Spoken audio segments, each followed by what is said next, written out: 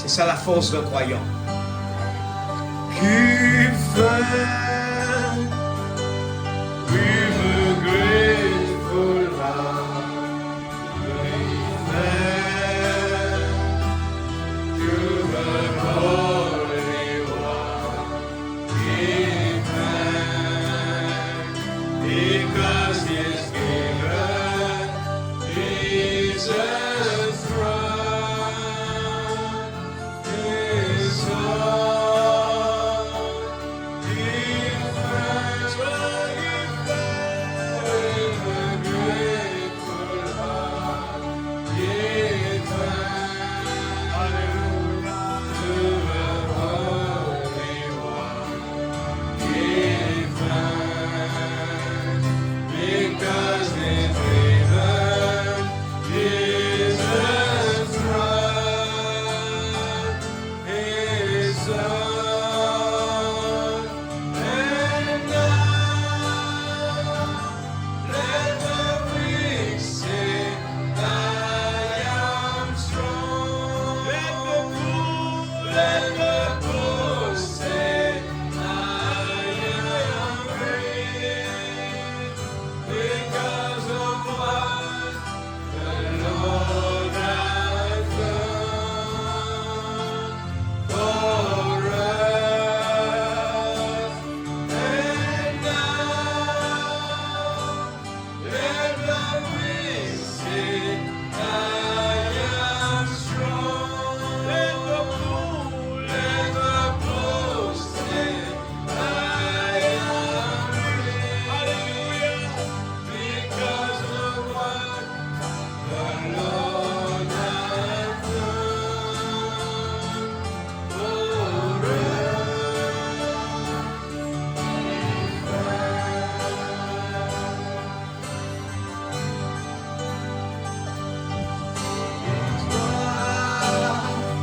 Jack Kevin told his song on Hallelujah, serving Jesus on car il a donné Jésus-Christ.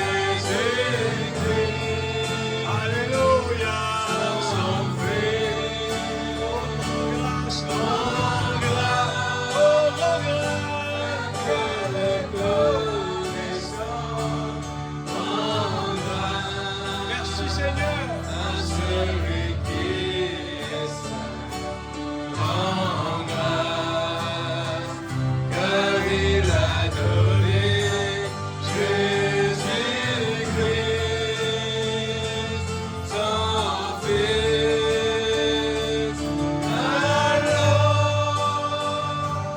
que le fait dise, je suis fort, que le pauvre dise, je suis riche, pour ce que le Seigneur a fait pour moi. Alors que le faible dise, je suis fort, que le pauvre dise, je suis riche, pour ce que le Seigneur a fait pour moi. En grâce.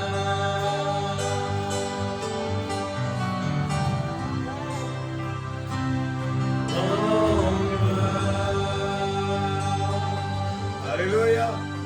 Merci Seigneur. Prenons la parole maintenant. Merci Seigneur Jésus.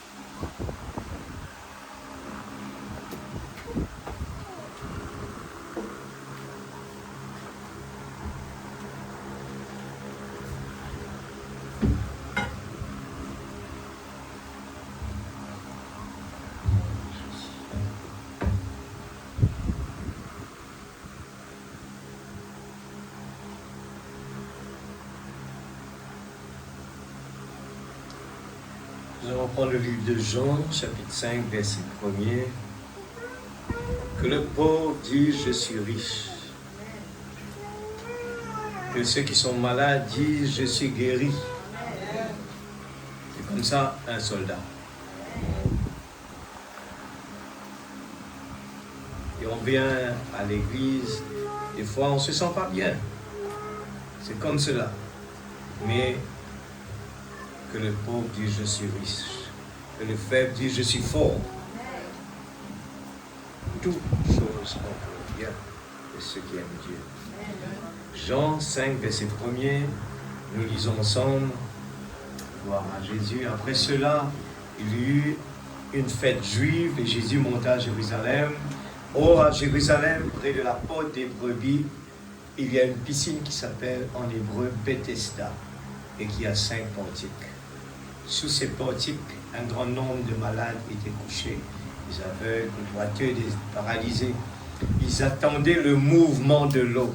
Qu'est-ce qu'ils faisaient? Ils attendaient le mouvement de l'eau. Alors, ce soir, qui d'entre nous attend le mouvement de l'eau? Car un ange descendait de temps en temps dans la piscine et agitait l'eau.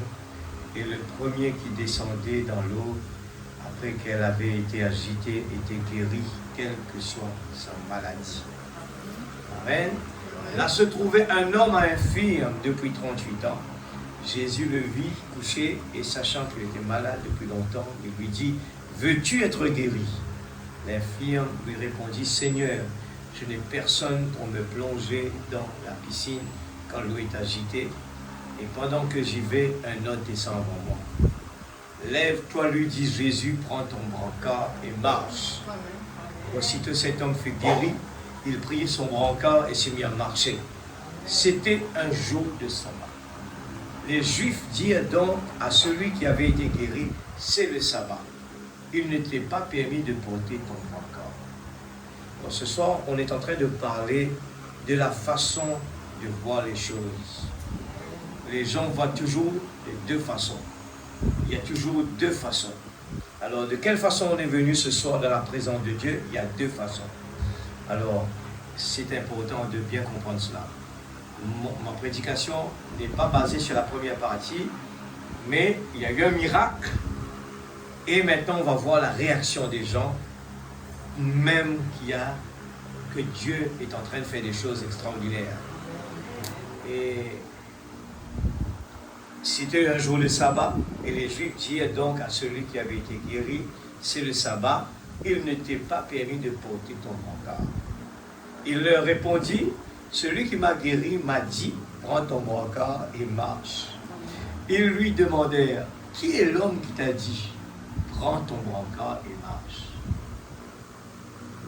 Mais celui qui avait été guéri ne savait pas qui c'était, car Jésus avait disparu dans la foule qui était à cet endroit. Quelque temps plus tard, Jésus le retrouva dans le temple et lui dit, « Te voilà guéri, ne pêche plus, de peur qu'il ne t'arrive quelque chose de pire. » Cet homme s'en allant annonçait aux Juifs que c'était Jésus qui lui avait guéri. C'est pourquoi les Juifs poursuivaient Jésus et cherchaient à le faire mourir, parce qu'il avait fait cela le jour de sabbat. Cependant, Jésus leur répondit, « Mon Père est à l'œuvre jusqu'à présent. Moi aussi, je suis à l'œuvre. » Voilà pourquoi les Juifs cherchaient encore plus à le faire mourir. Parce que non seulement il violait le sabbat, mais il appelait aussi Dieu son propre Père, se faisant lui-même égal à Dieu. Jésus reprit donc la parole et leur dit, « En vérité, je vous le dis, le Fils ne peut rien faire de lui-même, sinon ce qu'il voit le Père accomplir. Tout ce que le Père fait, le Fils aussi le fait pareillement. En effet, le Père aime le Fils et lui montre tout ce que lui-même fait. Et il lui montrera des œuvres plus grandes que celui-ci, afin que vous soyez dans l'étonnement. » Je relis cela. En effet, le Père aime le Fils et lui montre tout ce que lui-même fait. Et lui montrera des œuvres plus grandes que celui-ci, afin que vous soyez dans l'étonnement.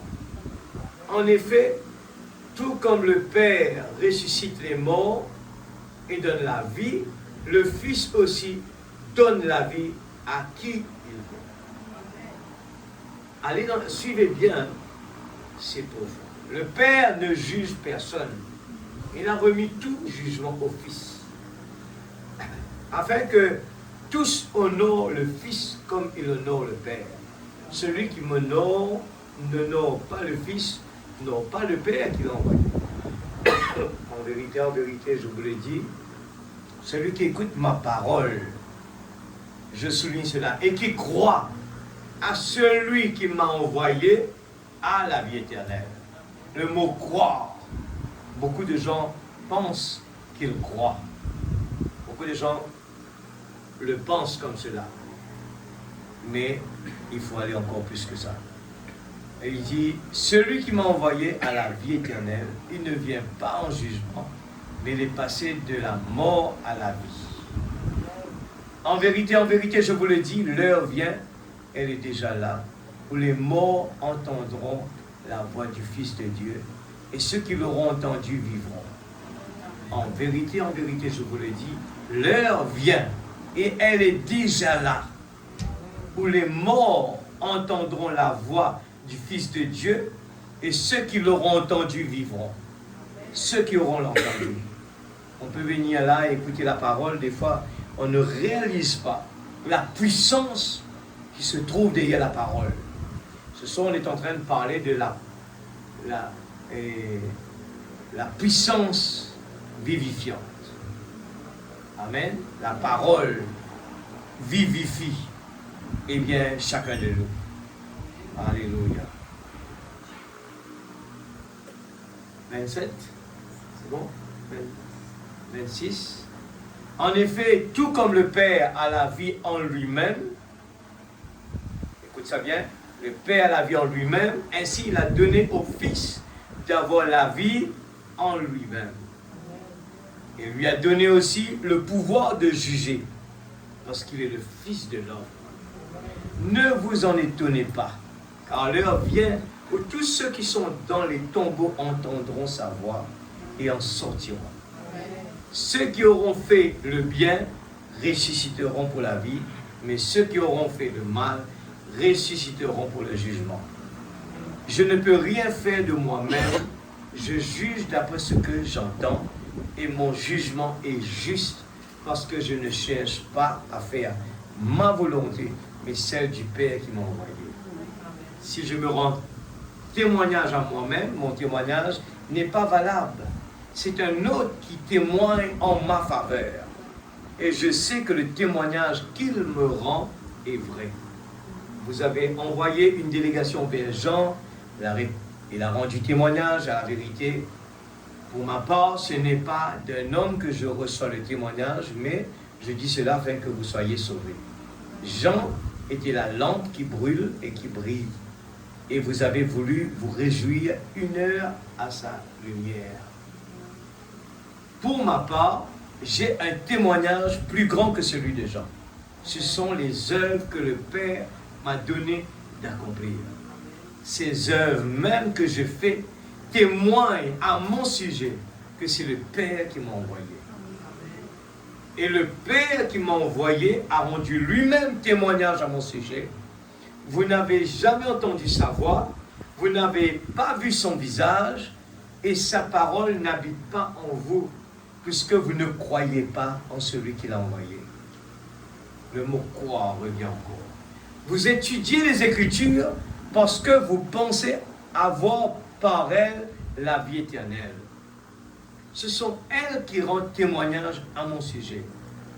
Et vous ne voulez pas venir à moi pour avoir la vie. Je ne reçois pas ma gloire des hommes, mais je vous connais. Vous n'avez pas l'amour de Dieu en vous. Je suis venu au nom de mon Père et vous ne me recevez pas. Si un autre vient en son propre nom, vous le recevrez.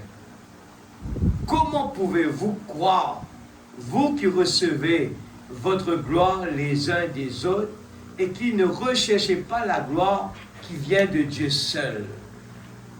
Ne pensez pas que c'est moi qui vous accuserai devant le Père. Celui qui vous accuse, c'est Moïse, celui en qui vous avez mis votre espérance. En effet, si vous croyez Moïse, vous me croiriez aussi, puisqu'il a écrit à mon sujet. Mais si vous ne croyez pas à ces écrits, comment croirez-vous à mes paroles? Que Dieu bénisse les Écritures de la parole. Eh bien, nous pouvons nous asseoir. Nous comptons beaucoup sur lui. Ce soir, j'ai vu un petit peu, d'abord, un miracle qui s'est passé dans la vie, dans la piscine de Bethesda. Et puis, de l'autre côté, nous voyons un petit peu la réponse, la réaction, eh bien, des gens qui lisent la parole, des gens qui... Et bien souvent, on le place pour les scribes et les pharisiens. On placarde sur le scribe et les pharisiens qui sont des gens, eh bien, comme ça. Mais sachez que la parole se répète à travers de la vie, la bouche de son prophète, et la même chose se répète régulièrement, et nous devons faire bien attention. Alors, dans la Genèse, nous avons vu, la parole nous montre que, eh bien, quand Dieu, il a créé, eh bien, l'homme Adam, et puis il a créé Ève. Le type qui est là, très joli, soyez bien, soyez attentifs. Et Adam dit, voilà, os de mes os, chair de ma chair. Ce soir, on avait la semaine dernière parlé surtout de, eh bien, il faut voir la foi, voir ce que Dieu voit. Et nous sommes dans une préparation de la foi, et dans la préparation, la foi vient de ce qu'on entend. Et on entend répéter les choses comme cela, tout ce qui se passe, ça forme partie de la préparation de la petite épouse, parce que nous avons un problème quand nous vivons dans des temps où il n'y a pas vraiment de grands soucis, tout va bien. Eh bien, arrivé un moment, on commence à déposer nos armes par terre, on commence à regarder à gauche et à droite. Vous avez vu même Madame Lot, eh bien, il a eu le temps de dire « attendre ». Alors, quand, à cette époque, il entendait parler de « il n'y a plus de temps », la femme de Lot a eu le culot de dire « permettez-moi de regarder en arrière », alors qu'il ne devait pas le faire. Elle a voulu regarder aux choses de ce monde. Et c'est là qu'il nous faut faire bien attention. Parce que on s'habitue avec ce que la prophétie nous a prévenu. On savait déjà que quand nous voyons ça, ça et ça, il nous faut nous réveiller, il nous faut courir là-bas, il nous faut vraiment, on pensait que quand on va voir toutes ces choses, nous allons voir des gens à l'église, eh bien, en train de prier, Seigneur, délivre-moi du mal, Seigneur, aide-moi, ma vie, je veux mettre ma vie en ordre. Mais ce n'est pas vraiment le cas, parce que c'est une procédure qui se passe tellement lentement et qu'on s'habitue au fur et à mesure à tout ce qui se passe autour de nous. Je pense que tout le monde est d'accord avec moi que tout ce que la Bible a prédit sur les derniers temps, on l'a déjà vu. Hein? On a vu plus que Salomon, du côté positif, on a vu aussi, eh bien, plus que Sodome et Gomorrhe. Aujourd'hui, le monde est en train de vivre plus que Sodome et Gomorrhe. Alors, beaucoup de gens, je connais beaucoup de gens en ce moment qui aiment bien le défi média. Ils aiment bien le lire parce que ça donne vraiment... Les gens aiment bien le lire parce que ça fait réveiller les gens, parce qu'on entend beaucoup de choses choquantes.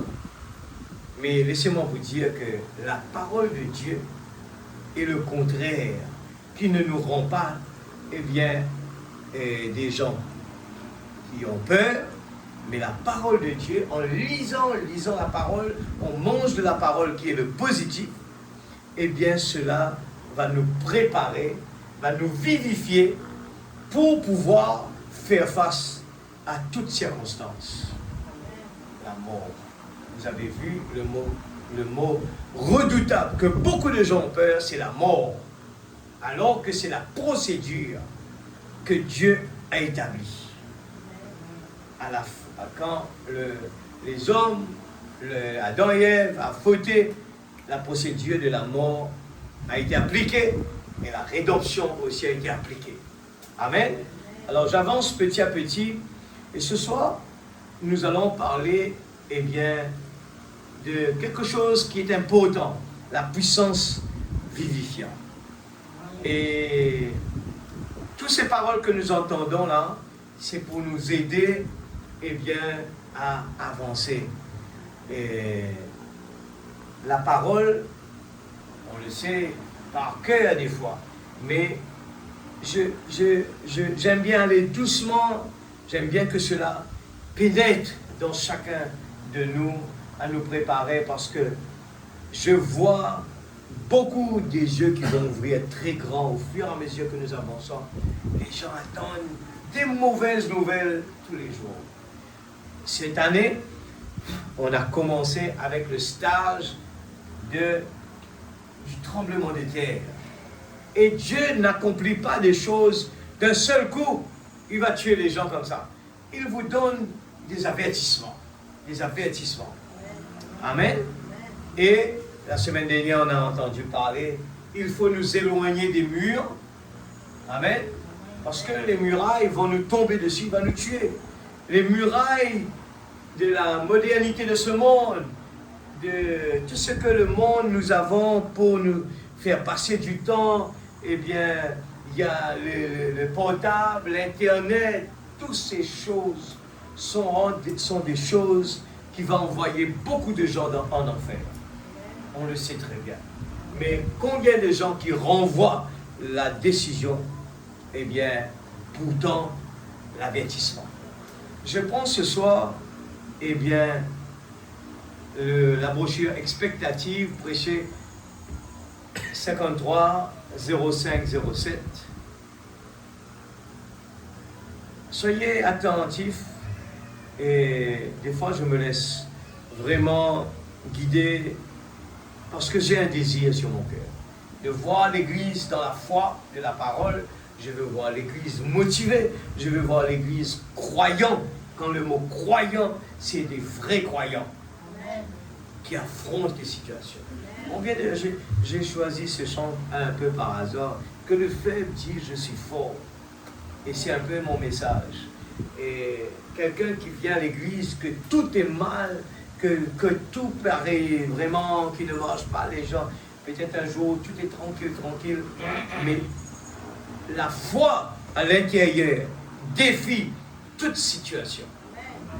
On est là, écoutez la parole, on a une soif à l'intérieur, on veut vraiment aller dans la profondeur.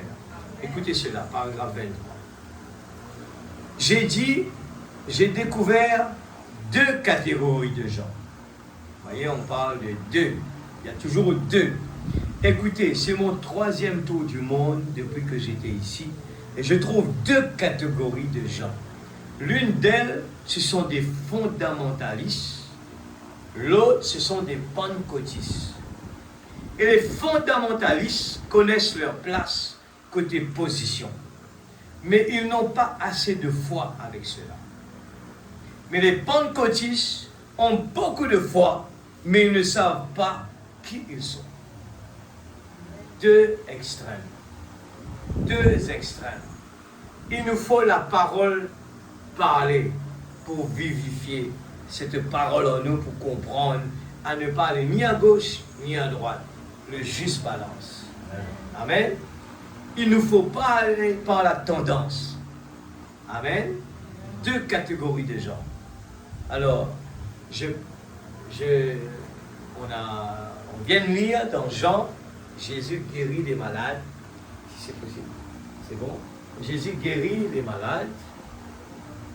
Et regarde la réaction des gens qui sont supposés être des croyants, des gens de l'Église. Leur réaction était, aujourd'hui c'est le sabbat, Moïse nous a enseigné et il faut respecter le sabbat. Alors que Jésus lui-même est présent, ils sont aveugles et ne voient pas le programme de Dieu. Ils ne voient pas la conduite de Dieu. Ils ne sont pas conduits. C'est pour ça que le faible dit je suis fort. Pas parce que vous sentez que vous êtes faible, pas parce que vous sentez que ça ne marche pas, que vous allez baisser les bras. Des fois, vous dites, j'attendais une réponse, je ne vois pas, je ne suis pas satisfait.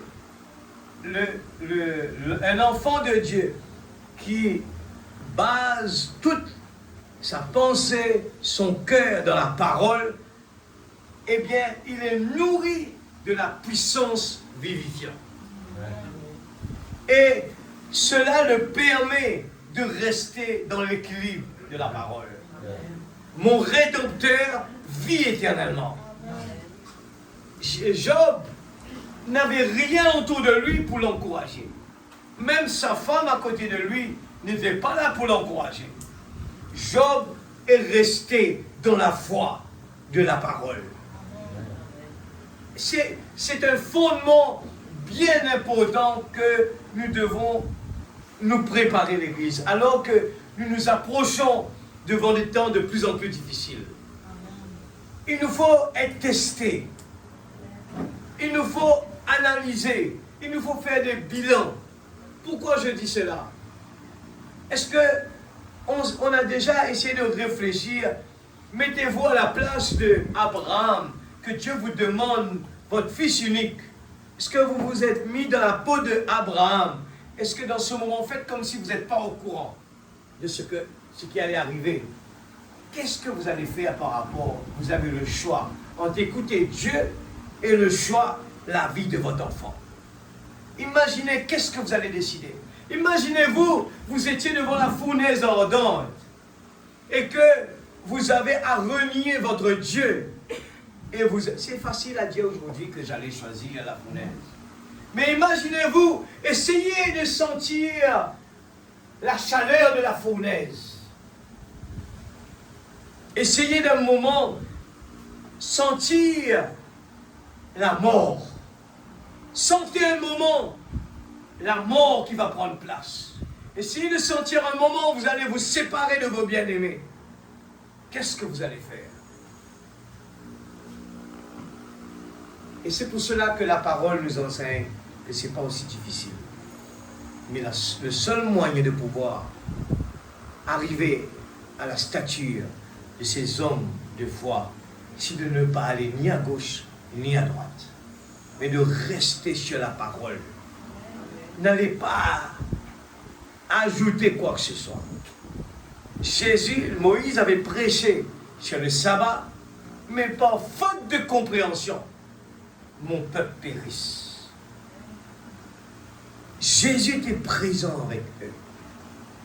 Et ils ne suivaient pas le bâton.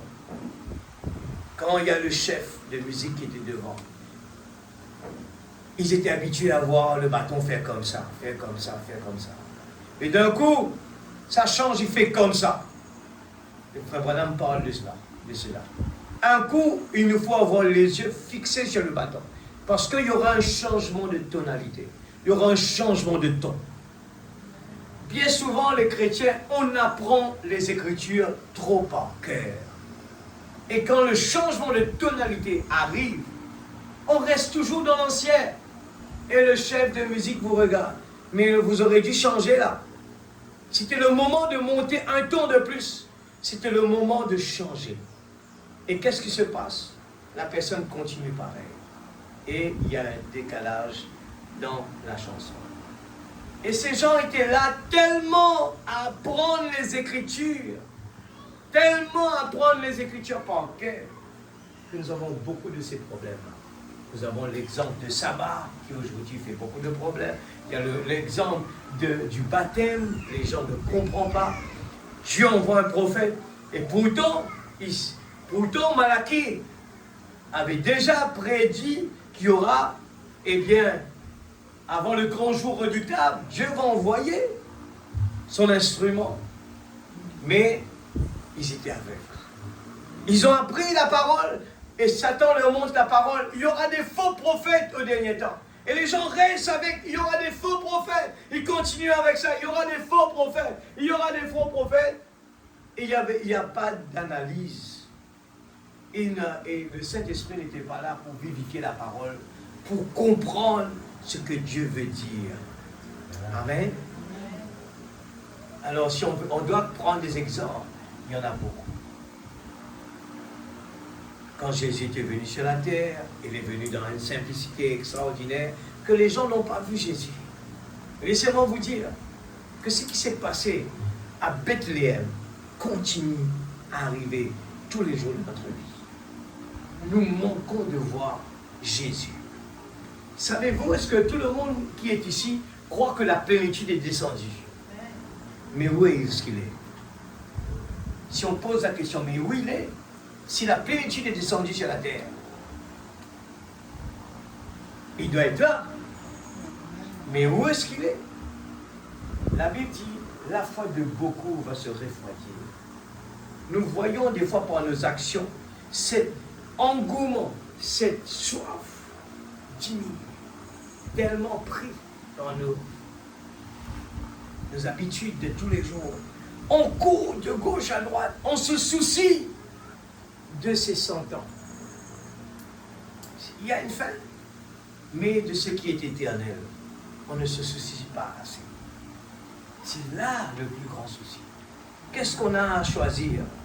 On choisit quelque chose qu'on va quitter? Ou bien on choisit quelque chose, ce corps? Eh bien, notre théophanie, eh bien, c'est ce qu'on aime le plus. Amen. Je continue. Il dit, c'est juste comme un homme qui a beaucoup d'argent en banque et qui ne sait comment remplir un chèque. Et l'autre homme peut remplir un chèque, mais il n'a pas d'argent en banque. Un homme, lui, il a de l'argent en banque, il ne sait pas remplir. Et l'autre personne, il n'a pas d'argent en banque, mais il sait comment remplir. Si jamais vous pouvez les mettre ensemble, c'est là que vous aurez la chose. Si seulement on se rendait compte de ce qu'on est. Vous êtes filles et filles de Dieu, fils et filles de Dieu, héritiers du royaume. Maintenant même, nous sommes des rois. Réclamez vos droits légaux. Ne laissez pas Satan vous inculquer quoi que ce soit. Vous êtes de Dieu. Et il n'a pas de droit pour retenir cela. Et c'est ça qui est difficile. Qu'on arrive vraiment à faire pénétrer dans notre vie. Bien souvent, quand nous terminons la prédication, c'est le moment de dire, Seigneur, nous voulons que cette parole soit gravée sur la table de notre cœur. Nous voulons le noter, nous voulons vraiment retourner dessus. Nous voulons vraiment dire, Seigneur, tu m'as donné ce qui va me donner la force pour continuer mes jours. Mais on oublie cela. On oublie cela. C'est comme si c'est le Père Noël. Peut-être. Mais tout est là à l'Église. Notre repos, Dieu nous a donné le Saint-Esprit. Et c'est notre repos. On doit être des gens dans le bonheur, dans la joie. La Bible explique cela, que les choses que Dieu nous donne n'est pas comparable avec ce que vous pouvez avoir de ce monde. La Bible parle de cela, il dit, vaut mieux une maison avec du pain sec, mais il y a la paix. Notre monde n'a pas de paix. Notre monde court tous les jours à faire plaisir, à répondre à nos responsabilités. On court l'Église. Mais ce n'est pas la vie, ça. On est habitué à ça. On s'est habitué à ça. C'est le monde qui a inventé ça. Le monde a inventé des choses qui vont nous tuer. Le prophète parle de tout ce que l'homme fabrique eh bien, il le fait au détriment de lui-même. Il fabrique tout ce qu'il fait. Donc Dieu nous donne, eh bien, des choses extraordinaires pour vivre en paix, avec la joie. Et Frère Branham parle de cette petite femme qui, quand il arrive devant sa porte, il s'assoit là. Il ne voulait pas les déranger.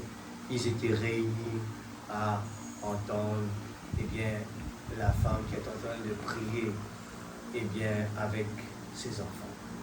Il dit que cette femme priait tellement que des fois on voit ses feuilles de Bible mouillées. Et il attend dehors beaucoup de temps. Aujourd'hui, on est pressé. Vous imaginez que cette vie de pressé est rentrée jusqu'à dans l'église. On regarde l'heure, on vit d'après le temps. On est bloqué dans le temps. Dieu nous a offert l'éternité. Et Frère Branham nous parle qu'un beau jour, il suffit de juste penser. De penser quelque part où nous voulons être. Et vous pouvez parler autant que vous voulez. Il n'y a pas le temps qui va vous arrêter. Mais laissez-moi vous dire, nous avons quelque chose d'extraordinaire entre nos mains. Il ne faut pas rester à gauche ni à droite. Il faut avoir de l'argent en banque et savoir remplir le chèque. Ou bien, il ne faut pas que ce soit un ou l'autre. Mais avoir de l'argent en banque, mais savoir comment payer avec le chèque. Tout le monde a cela. C'est vrai, hein? Combien de gens qui savent utiliser cela? Combien de gens utilisent cela? Ou bien nous courons plus derrière les solutions que nous voyons, que nous pouvons tous avoir, mais qui souvent ne donnent pas de résultats. L'Église, ce soir, je suis en train de tourner alentour de la préparation de la petite épouse, de la foi. Regardez dans les yeux de Dieu. Profitez de ce que Dieu nous a donné. Profitez, l'Église. Ne passez pas à côté. N'oubliez pas ce que Jésus lui-même nous a raconté par rapport aux 10 vierges. N'oubliez pas que les 10 étaient des vierges, étaient des croyants. Et il y en a 5 qui savaient remplir, eh bien, le chèque et qui avaient de l'argent en banque.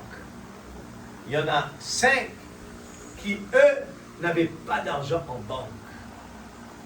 Ils savent simplement remplir des chèques. Alors ce soir, l'Église, Dieu nous a donné, il nous a raconté l'histoire de l'enfant prodigue. Je retourne à chaque fois. J'espère que cela va pénétrer. Il nous raconte l'histoire de l'enfant prodigue qui ne savait pas qui il était. Ce soir, nous parlons encore de ça, on entend. Là. Les gens ne savent pas qui ils sont. Ils veulent rester avec les textes. Le texte a dit ça, le texte a dit ça. Et il nous faut rester ouverts à la parole. C'est quand même que ce soit l'enlèvement aujourd'hui, il y a beaucoup de débats. Je dis, Seigneur, je crois à la parole. Je crois tout ce que la parole me dit. Le jour où tu vas me le révéler exactement, ça, je ne m'inquiète pas de cela.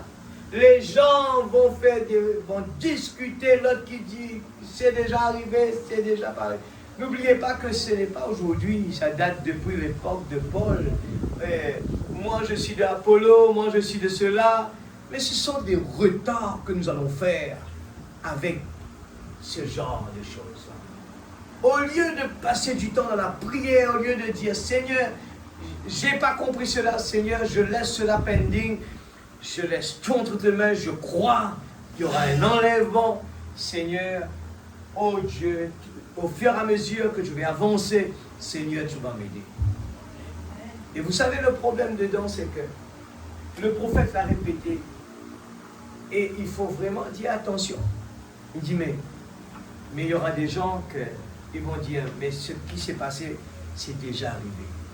Alors, il y a beaucoup de choses que Dieu a cachées, mais il nous faut faire bien attention. Le plus important, c'est de se préparer. C'est ça la chose. Soyez prêts, que ce soit avant ou après. Dès qu'on est prêt, ce n'est pas un problème.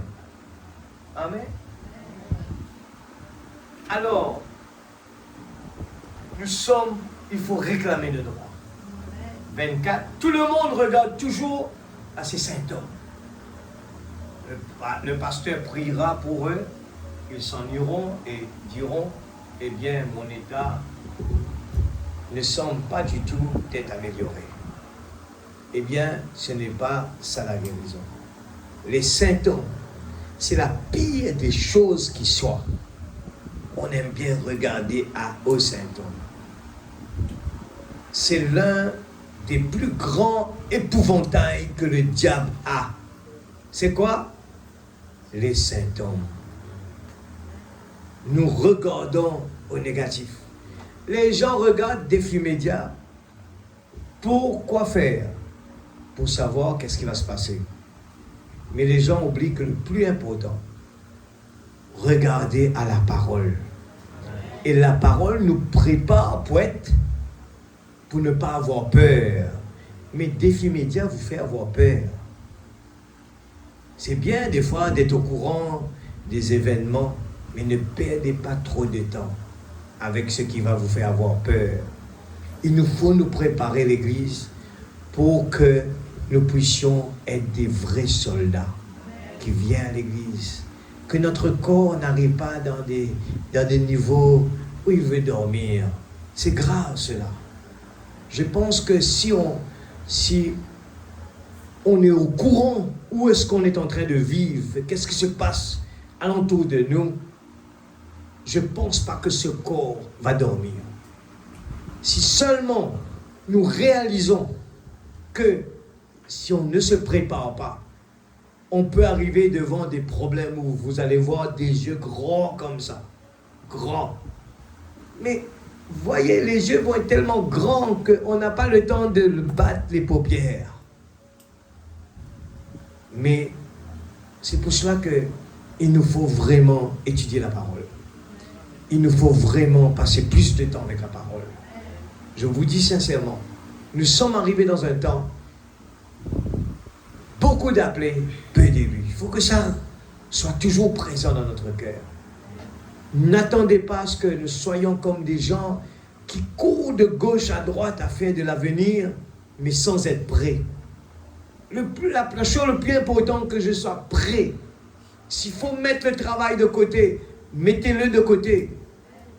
Prenez du temps à prier l'Église. Analysez, faites un bilan. Qu'est-ce que j'ai fait pour Jésus? La parole nous a demandé, allez dans le monde entier, prêche la bonne nouvelle. Est-ce qu'on aura au moins un petit ride à côté avec ça?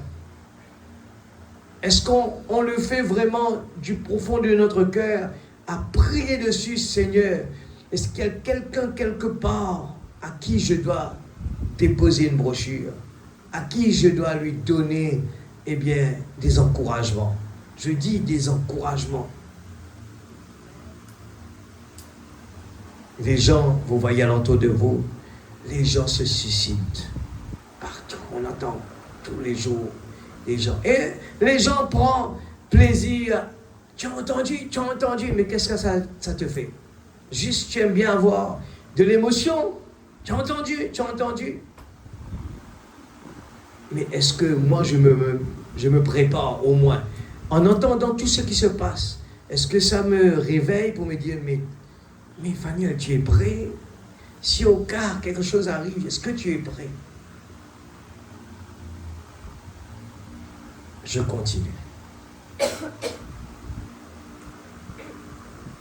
Oh là là, c'est ça. Hein? Les symptômes n'ont rien à faire avec la chose. Ce qui compte, c'est que Dieu l'a dit. On est au courant, vous êtes d'accord? Mais Dieu a dit que cela va arriver. Dieu a dit que quand vous êtes malade, vous êtes guéri. Dieu l'a dit. Oh là là, si jamais il y a eu quelqu'un qui a eu un cas de symptômes, c'était Jonas. Il a dû avoir des symptômes rétrogrades, les mains liées derrière lui, dans le ventre d'un grand poisson, environ 1600 mètres de profondeur dans l'océan. Sur une mer houleuse, les herbes maritimes enroulées autour de son cou. Essayez de voir ça. Vous parlez des symptômes, il regardait de ce côté. C'était le ventre du grand poisson. Regardez de tel autre côté.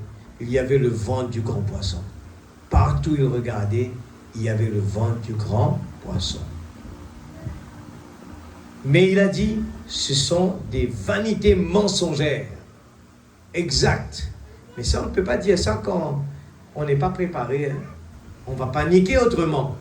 Si on n'est pas préparé dans le ventre d'un poisson, vous allez dire, c'est la mort.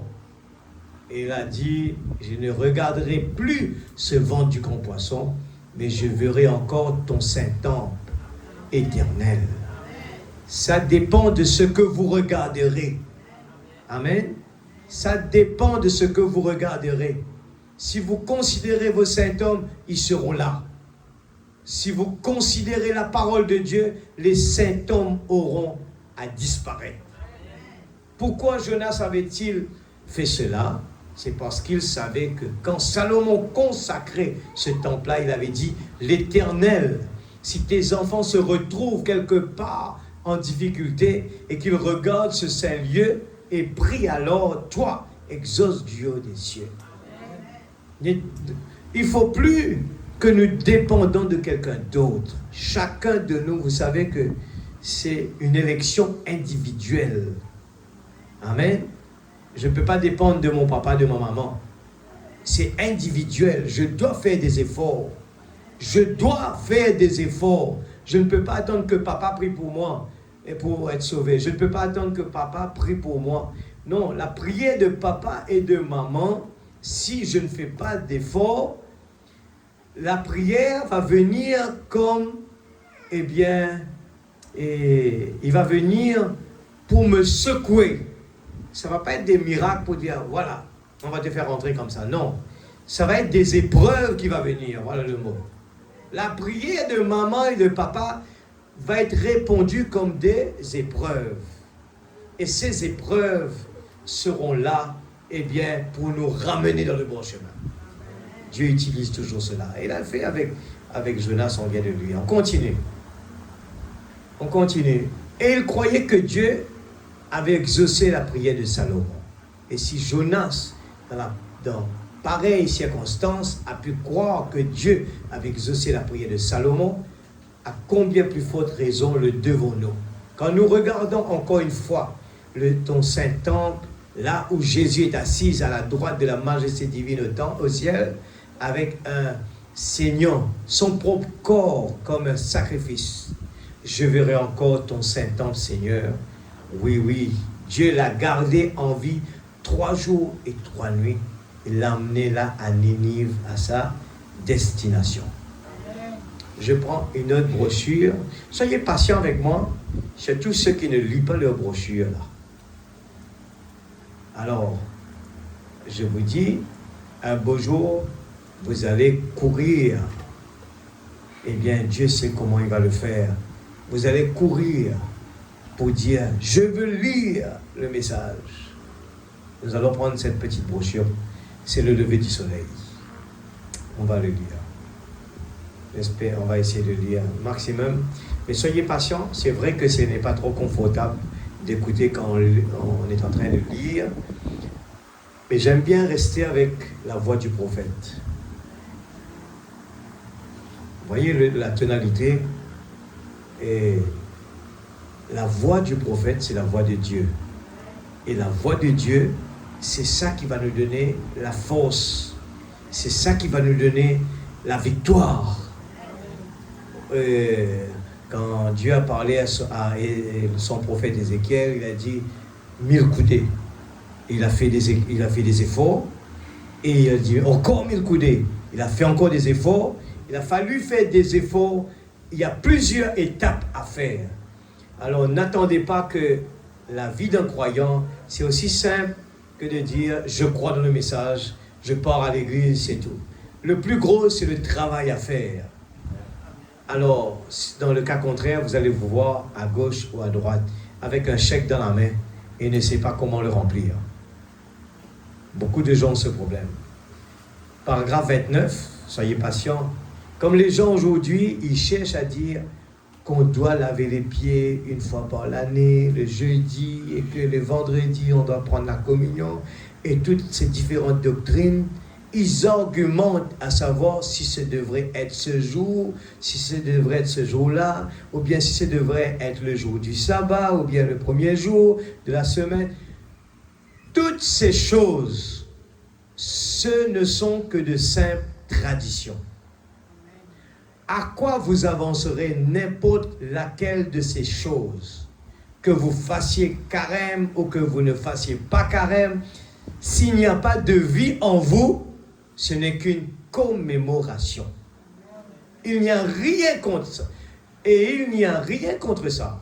Mais ils se sont acquittés de leur tradition, c'est certain. Mais ils ont laissé de côté l'essentiel.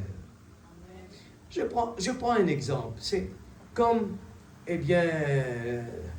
la communion. La communion.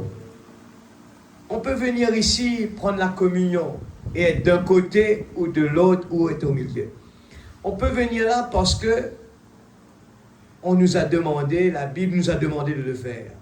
Mais ça n'a pas de valeur si on ne le fait pas sincèrement. Amen. C'est comme j'ai dit l'autre fois, vous le prenez, vous ne le prenez pas, vous n'êtes pas dans le bon chemin. Le bon chemin, c'est de le prendre comme il faut. Même si vous ne le prenez pas, parce que la Bible vous dit, si votre vie n'est pas en ordre, il ne faut pas le prendre, c'est pas bon. Ok. Mais si vous ne le prenez pas aussi, vous n'êtes pas en ligne avec la parole. Il vous manque des bénéfices. Alors, qu'est-ce que je dois faire, mon frère? Il vous faut impérativement d'être au milieu. On n'a pas de choix à l'église. On n'a pas de choix. C'est ce qu'on veut parler ce soir. C'est sérieux. Être à gauche ou à droite. Je suis en train de parler, j'espère que le temps est tellement court pour expliquer ça. Et c'est assez vaste. Je reste toujours dans mon prédication.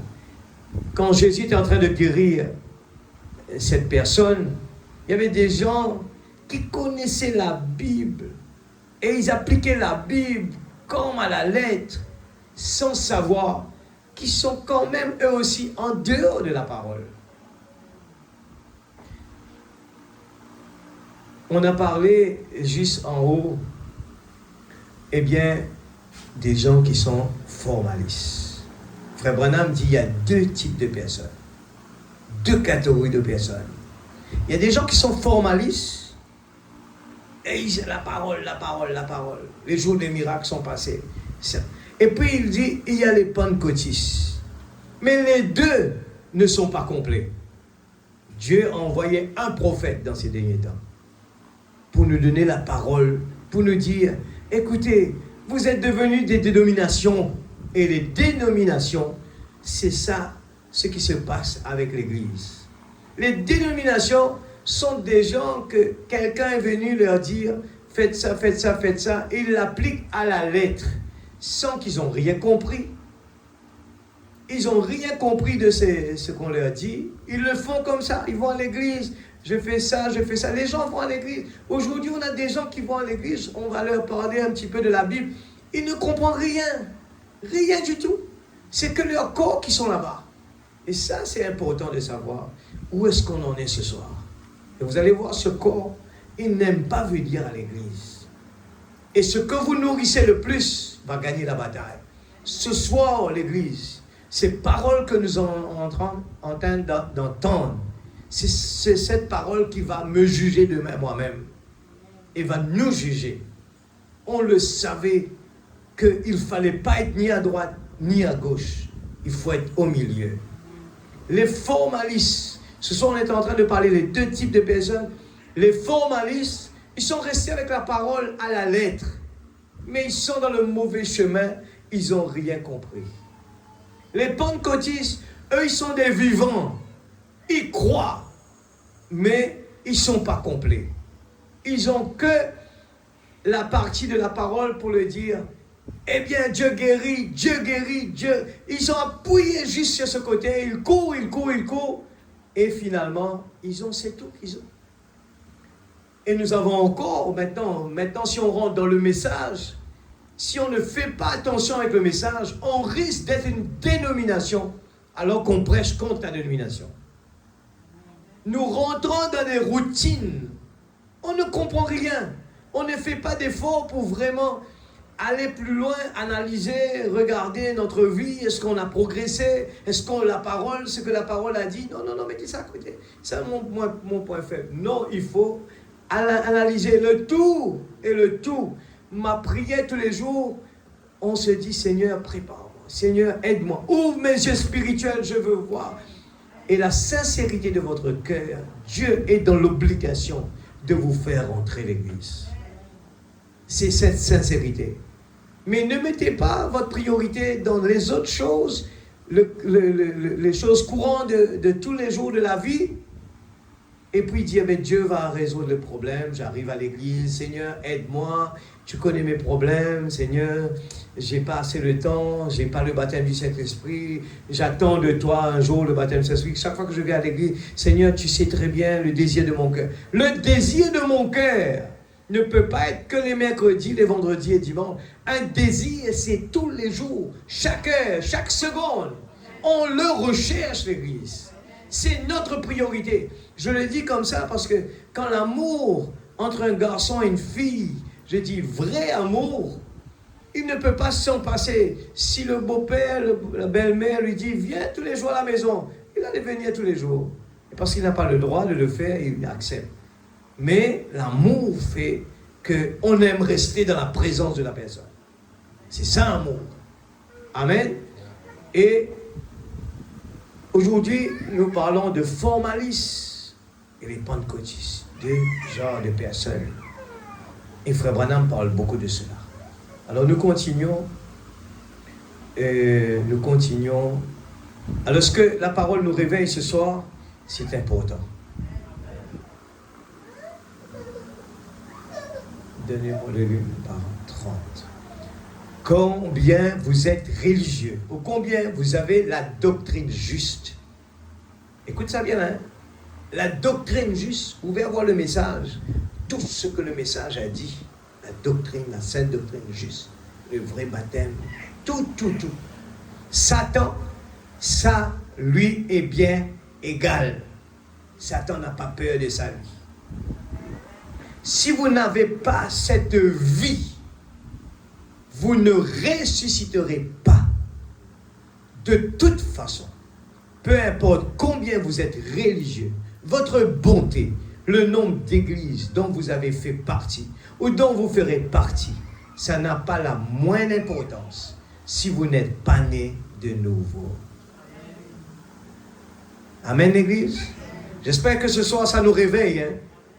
J'espère que ce soir, ça nous bouscule notre niveau de prière. Encore 1000 coudées, frère. Encore 1000 coudées. La parole est en train de dire encore. Ne vous découragez pas. Nous n'avons pas de choix. Ne dites pas, frère, ce chemin il est trop difficile, je préfère m'arrêter là. Vous n'avez pas de choix. Ce qui vous attend est pire que ce que vous vivez maintenant. C'est pire. Consacrez votre vie. Plutôt. Donnez la moindre petite place dans votre cœur à Dieu. Priez les uns pour les autres. Il nous faut l'aide de tout le monde. Il faut que les gens nous aiment. Et que les gens pensent à moi de temps en temps dans ma prière. Bénis mon frère Fanuel. Nous l'aimons, Seigneur. Garde-le. C'est important, ça. Ne dites pas, Dieu m'aime, les autres, ça, c'est pas mon problème. Il m'aime pas, ça, c'est pas mon problème. Non. Il faut être quelqu'un que Dieu habite en nous. Il faut être ce qu'on a lu là ce soir. Il nous faut être Jésus, la parole parlée sur cette terre. Visons le parfait. Ne jouez pas au milieu. Ne prenez pas le risque parce qu'arrivé là-bas, on ne peut pas demander « Seigneur, j'ai compris maintenant, retourne-moi sur la terre. J'ai compris maintenant. » C'est trop tard. 31. Par conséquent, si Dieu a ressuscité Jésus, c'est bon? D'entre les morts, est-ce qu'il l'a ressuscité dans le but d'une commémoration? Et ce matin, Frère Branham pose une question. Il dit, est-ce que Dieu il ressuscite Jésus d'entre les morts juste pour un but, une commémoration? Nous venons là, nous prenons la Sainte Seine, nous à la case. Et ce matin de la résurrection, est-ce seulement un jour de l'année? Ou un jour précis? où nous célébrons ceci, ou bien sommes-nous bénéficiaires de sa résurrection? C'est ça la question qu'on se pose. Ce n'est pas parce que j'ai pris la Sainte Seine que je suis OK, je vais avoir la vie éternelle. Non. C'est la façon que je l'ai pris. C'est pour ça que je dis à chaque fois, c'est vrai qu'on ne peut pas venir prier ici, passer notre temps, mais on ne peut pas venir prendre la Sainte Seine en courant. Parce qu'on n'a pas le temps même de réfléchir à ce qu'on est en train de faire. Vous courez pourquoi? Alors venez là, avec sincérité, on est dans la présence de Dieu, avec un cœur reconnaissant. Seigneur, si mes yeux sont encore fermés, si je fais quelque chose de mal, Seigneur, aide-moi. Nous voulons impérativement mettre les choses à jour. Ces petits tremblements de terre là, c'est ça. C'est pour nous dire, allez faire ce qu'il faut faire. Ces petits tremblements de terre, il ne faut pas avoir peur. C'est notre Créateur qui décide ça. Il ne va pas vous tuer. Mais il vous dit, frère Faniel, tu as quelque chose à faire. Va le faire. Frère Faniel, tu es trop occupé. Tu ne me donnes pas assez de temps. La Bible dit, cherche d'abord le royaume de Dieu. Et toutes choses seront données par-dessus. Nos enfants, Dieu va prendre soin d'eux. Il ne faut pas vous inquiéter de ça. Dieu prendra soin de, je crois de tout mon cœur. Il ne faut pas aller faire des bêtises à penser que c'est nous. Si vous avez écouté la prédication de dimanche, vous allez comprendre que c'est Dieu qui décide tout. On ne fait rien. On n'est que des instruments, des marionnettes entre la main de Dieu. Et donnons-lui la tonalité. Faites un marionnette, il est souple. C'est la personne qui tient le fil qui bouge le fil. Des fois, on tient, quand le fil tient là-haut, on veut garder notre main comme ça. Alors, laissez votre main bouger. Laissez Dieu manipuler toute notre vie. Oui, Seigneur, qu'il me soit fait selon ta volonté, Seigneur. Amen. Par conséquent, si Dieu a ressuscité Jésus d'entre les morts, est-ce qu'il l'a ressuscité dans le but d'une commémoration?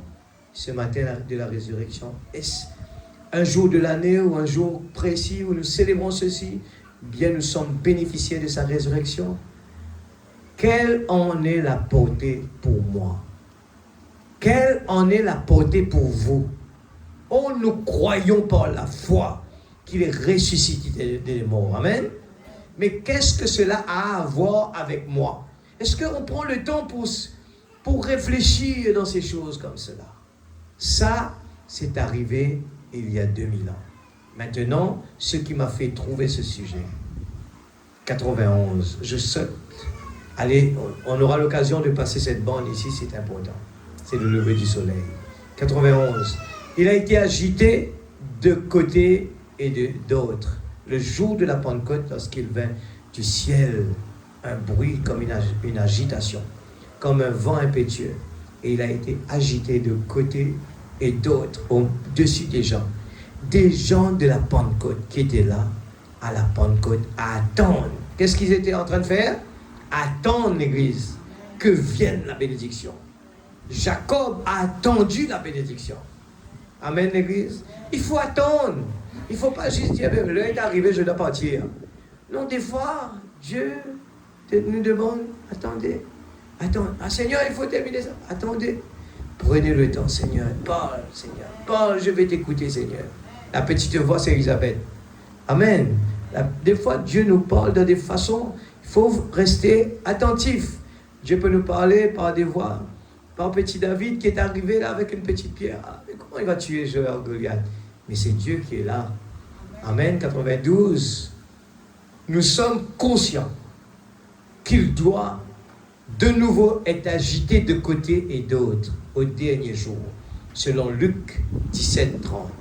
Au jour du Fils, de nouveau au jour où le Fils de l'homme sera révélé. Ou de nouveau agité de côté et d'autre au-dessus des gens. Mais qui est donc le Fils de l'homme? Au commencement était la parole, et la parole était avec Dieu. Amen. Et la parole était Dieu. Et la parole a été faite chair. Elle a habité parmi nous.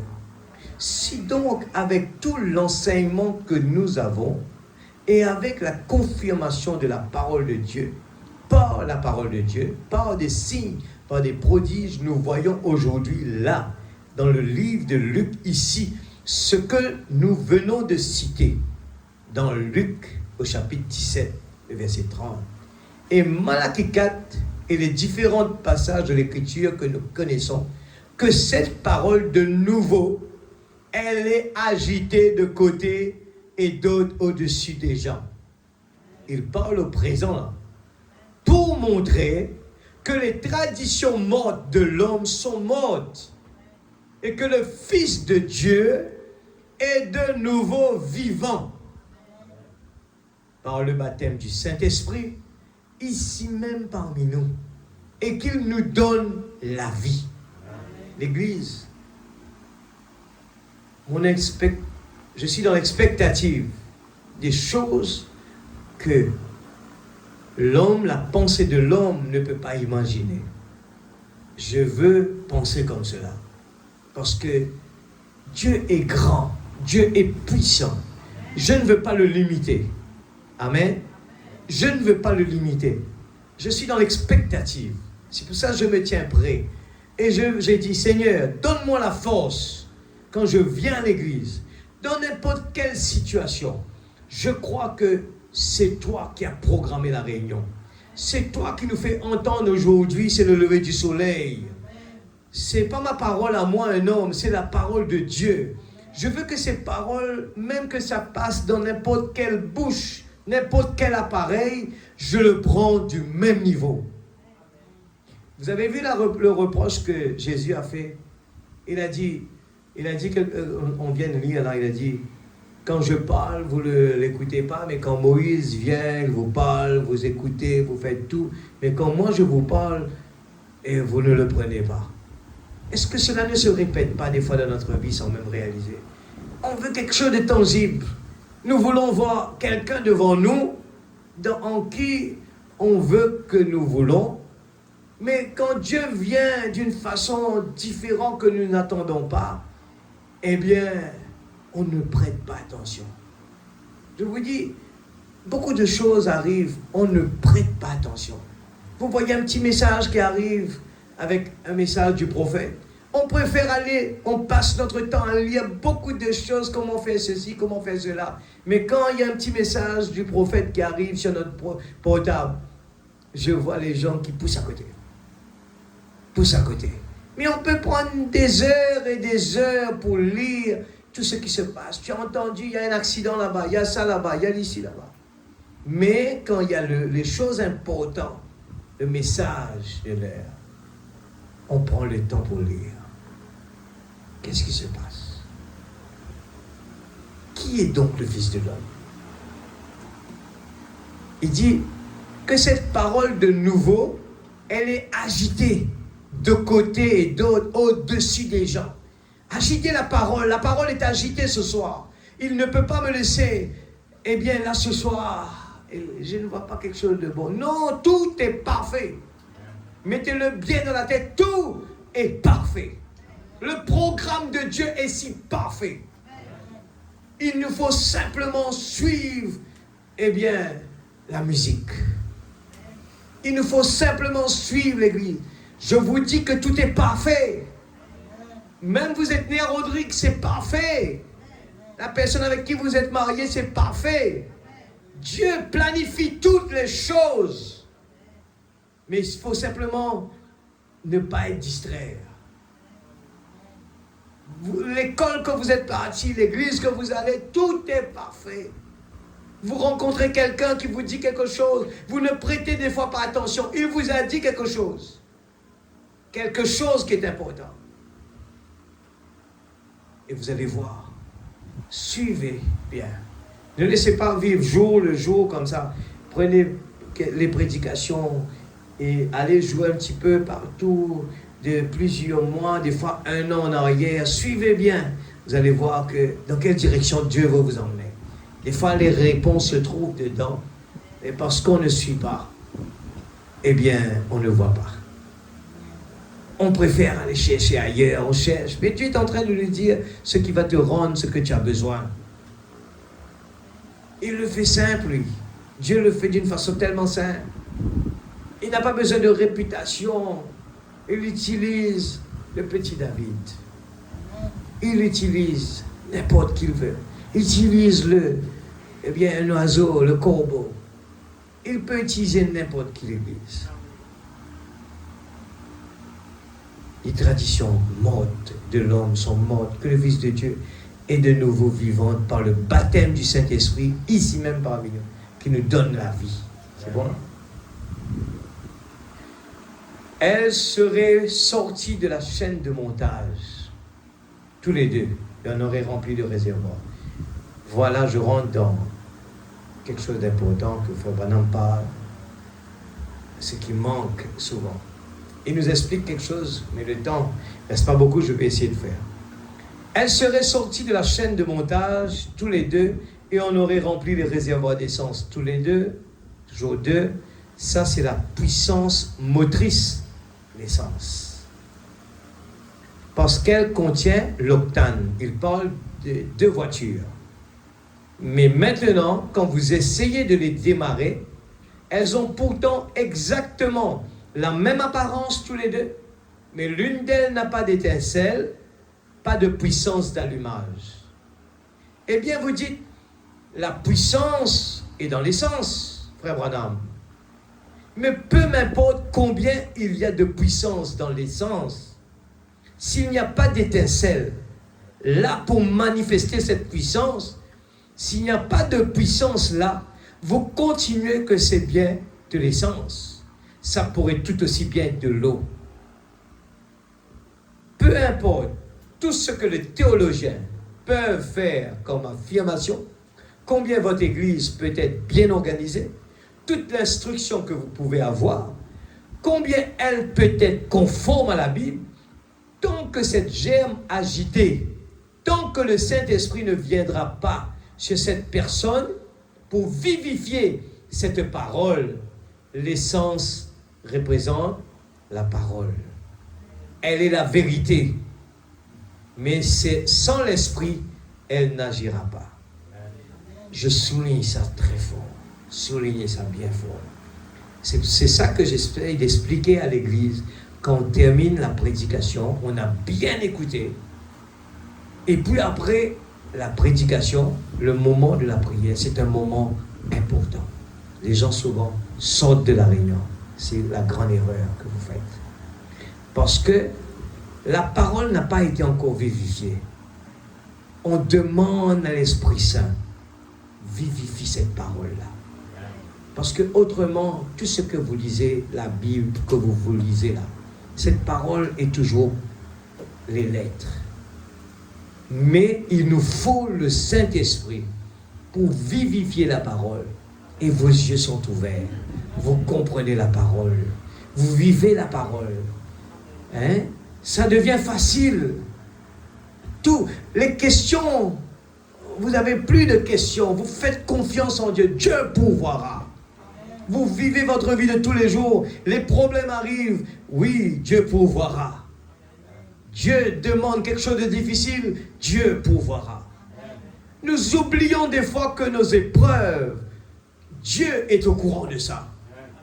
On appelle, Seigneur, réveille-toi, Seigneur, nous mourrons. Mais vous parlez à Dieu, il est au courant avant que vous êtes nés, qu'il y aura ce problème-là. Et toute chose concourt bien de ceux qui aiment Dieu. Seigneur, ma vie est entre tes mains. Job dit, même si les vers mangent ma chair, ce n'est pas un problème. Même si ce corps va pourrir, ce n'est pas un problème. Il sait que son Rédempteur vit éternellement. Il sait qui il est, l'Église. Si nous savons qui nous sommes, on n'a pas à prendre des précautions autres que ce que la parole nous demande de faire. Nous sommes protégés dans la parole. Notre famille est protégée dans la parole. Nous avons une promesse. Amen, l'Église.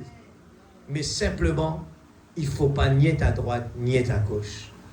Il faut que la parole ne dise pas « je comprends, je connais, je comprends, je connais ». Ça, c'est la plus grande erreur de l'homme. Je connais tout. Non.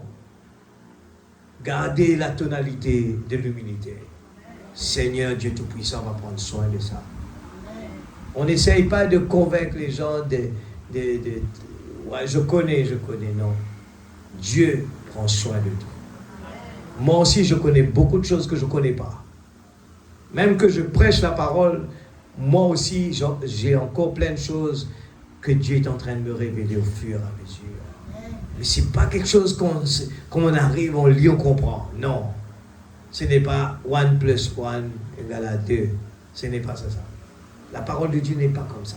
Sinon, les gens allaient comprendre la prophétie, la parole. Ils allaient être en ligne sans problème. Mais Dieu se cache. Il doit le révéler avant. Amen. Si on n'a pas la révélation, mon peuple périsse. On continue. On parle du moteur là. Nous avons trop insisté sur la mécanique. Regardez, le problème, les formalistes restent sur la mécanique. Ils insistent. Nous sommes dans la vérité. Nous qui sommes dans la vérité. De l'autre côté, les pentecôtistes, nous, on a les miracles. On a la guérison. Voilà le problème. Mais faites attention. Ça peut arriver dans le message aussi. Et pas du tout sur la... Nous avons trop insisté sur la mécanique et pas du tout sur la dynamique.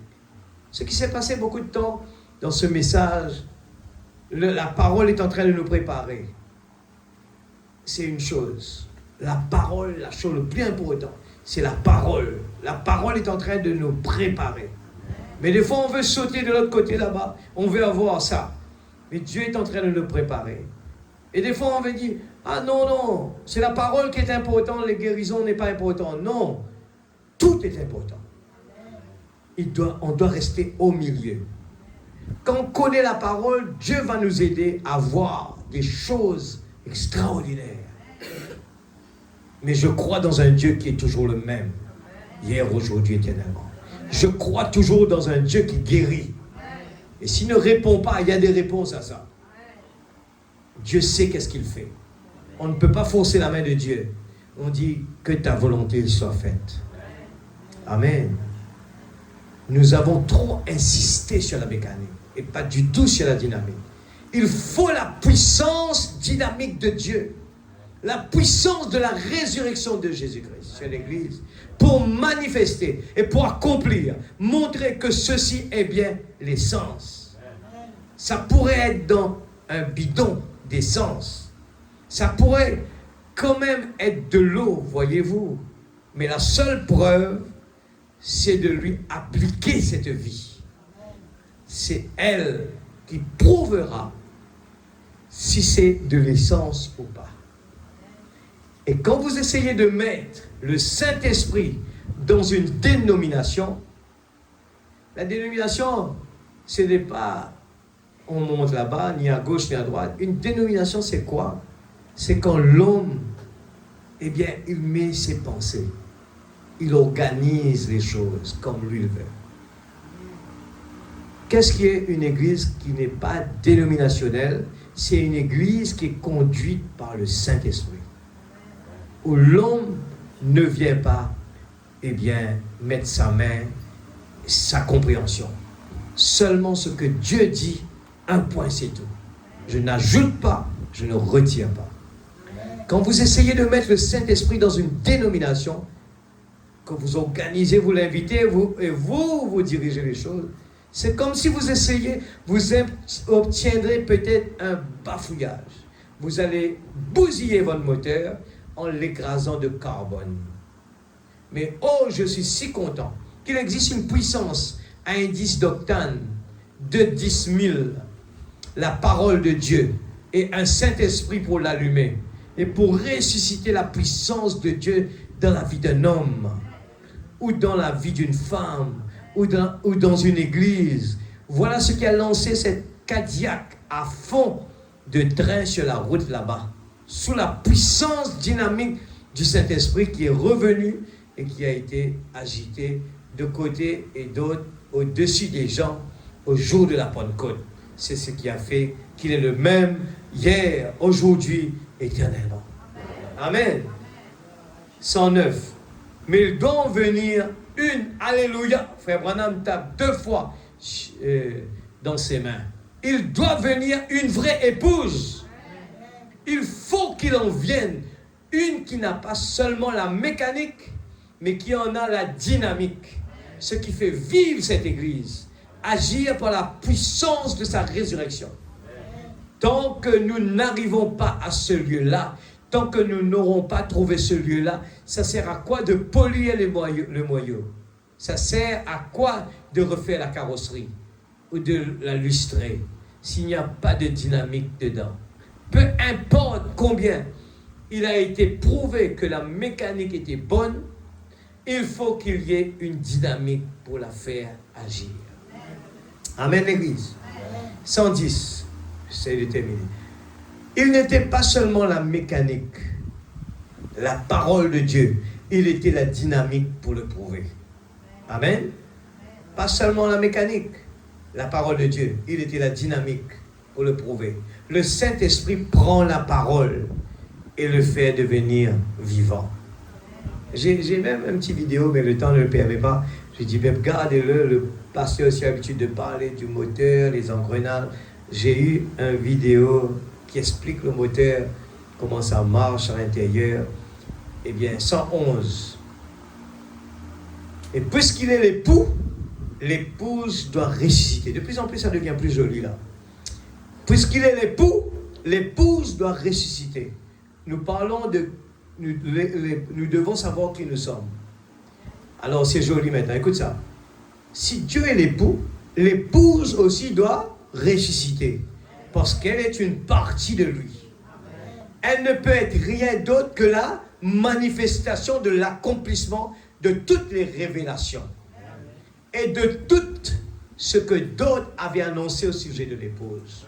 C'est pour ça que je dis l'Église, il nous faut prendre cette habitude. Quand nous écoutons la parole, écoutons-le pour nous. Quand on est en train de me dire que moi, l'épouse, je forme partie de Dieu, tout ce que Dieu voit, je vois. Je peux voir dans l'avenir. Je peux voir la guérison divine. Je peux voir la parole manifester l'Église. Il a dit, dites simplement un mot. Il y avait quelqu'un qui disait avec Frère Branham, mais tu n'as pas le droit de pardonner qui que ce soit. Et mais comment tu as pardonné? Frère Branham lui répond, il dit, mais quand nous sommes un en Dieu, et que toute chose en Dieu nous a donné le pouvoir. Et tout le pouvoir de Dieu est approprié pour nous aussi. On peut demain pardonner quelqu'un, on le pardonne. Et cette bénédiction, cette pardon est une bénédiction. C'est justifié. Parce que nous sommes partis dans la vie de Christ. Tout ce qu'il est, l'Église, moi je me réjouis. J'ai passé une journée à m'asseoir, rester là tranquille. Ah, la journée était courte, c'est vrai. C'est court en juste regardant les choses merveilleuses que Dieu est en train de faire. Amen. Je dis, Seigneur, qui suis-je? Alléluia. Elle ne peut être, alléluia, continuons. Elle ne peut que manifester si elle fait une autre chose que ce que l'époux avait fait. Elle n'est pas l'épouse, c'est pour ça. Ce soir, je suis en train de parler quelque chose. Ça paraît dur, mais il faut mettre bien dans la tête. Je suis l'épouse de Dieu. Je dois être comme mon mari. Comme Dieu est. Et il dit, pour Dieu, rien n'est impossible. Alors pourquoi pour moi, l'épouse, quelque chose peut être difficile ou bien impossible? Il faut toujours dire, Seigneur, si je forme partie de ton corps et que pour toi, tout est possible, il suffit de prononcer le mot. Et comprenez bien cela. Le prophète dit quand Dieu a prononcé que la lumière fut, il a dit à aucun moment la lumière a fait comme ça. Il a dit, cela a pris des années. Alors dans Dieu lui-même, c'est sa façon de faire les choses parce que il ne vit pas dans le temps que nous vivons. Le temps, ça peut paraître long. Mais pour Dieu, quand il a dit que la lumière fut, c'était la lumière. Mais dans l'éternité. Mais pour nous, c'était des années. Alors quand Dieu nous dit que nous sommes guéris, il faut vivre comme si nous sommes guéris. parce que nous sommes dans le temps. Nous devons attendre le temps de Dieu. Le jour que nous allons entrer dans l'éternité. Parce que, enfin, je dis le jour, nous sommes déjà dedans. Nous disons, nous confessons, nous sommes guéris parce que nous sommes dans les lieux célestes. Et dans le lieu céleste, nous n'avons plus un problème de temps. C'est pour cela que nous pouvons dire, mais il est déjà guéri. Amen, l'Église. On ne s'inquiète pas de quoi que ce soit, parce que nous croyons que ce que la parole a dit, ça est déjà accompli. C'est pour ça que cette petite femme qui ne connaissait pas, elle ne savait même pas que le prophète Branham existait, mais elle a lu tout simplement le prophète Élie a guéri la fille et le garçon de cette femme. Et elle s'est dit, mais où est le Dieu d'Élie? Elle savait que c'est tout à fait normal. Dieu envoie toujours son prophète. Il dit, mais Dieu, où est ton prophète? Dieu dérange son prophète dans l'avion. Il fait arrêter l'avion. Il descend. Alléluia. Qu'est-ce que Dieu ne peut pas faire pour nous? Nous qui disons, c'est impossible, frère. Frère, c'est trop difficile, frère. Non, il n'y en a pas de difficile. Votre problème, simplement, il faut juste que vous êtes d'accord avec Dieu, que vous voulez vous en débarrasser. Dieu vous dit que tout simplement, il a envie de vous délivrer. Il a envie de vous rendre libre. Il a envie de vous le donner, la guérison. Il veut juste que vous êtes d'accord avec lui. Et le moment que vous dites, Seigneur, je veux m'en débarrasser. Tu es mort sur le bois de la croix. Tu as versé ton sang et je suis libre. Je ne veux plus être esclave de la peur. Je ne veux plus esclave du diable. Le diable vient me dire tous les jours, tu ne peux pas bouger. Tu ne peux pas bouger. Tu es mon esclave. Tu es mon esclave. Mais je lui dis à partir d'aujourd'hui, je suis libre. Je ne suis plus esclave. C'est le lever du soleil. Quelqu'un en haut m'a dit le soleil est livré et s'est levé. Et à partir d'aujourd'hui, je ne suis plus esclave. Je prends ma liberté. Amen. C'est ce qu'on doit se mettre. C'est la parole qui le dit. On doit l'appliquer dans notre vie de tous les jours. Alléluia. Nous continuons. Alléluia. Merci Seigneur. Ça devient de plus en plus bien. En effet, elle est la chair de sa chair, os de son os. Vie de sa vie, alléluia. Puissance de sa puissance. Elle est lui. Elle est lui. Amen. Lui, c'est qui l'Église? C'est Dieu lui-même. Elle est lui. Je suis Dieu. Aujourd'hui, quand nous disons que Dieu s'est manifesté, non, ne dites pas ça. Vous allez être en train de... C'est ce que les scribes, les pharisiens ont dit. Ah, c'est ça, vous faites de Branham devenir un Dieu. Mais Dieu s'est manifesté. Ce même Dieu qui a parlé là-bas, Elohim, qui a tourné le dos et qui a dit à Sarah tout ce qu'elle est en train de faire.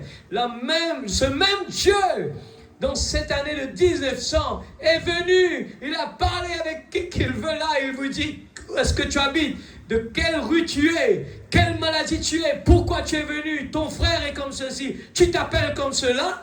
Est-ce qu'un homme peut faire cela? C'est Dieu qui l'a fait.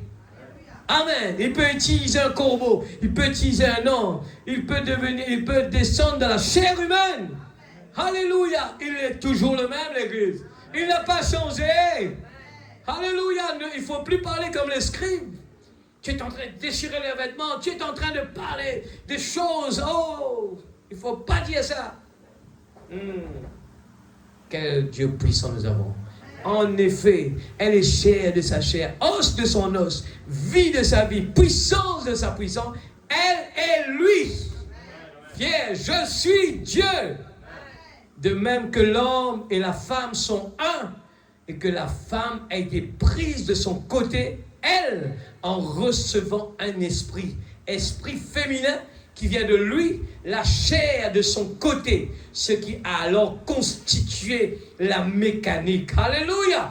Et aussi la dynamique, sa femme. Alléluia.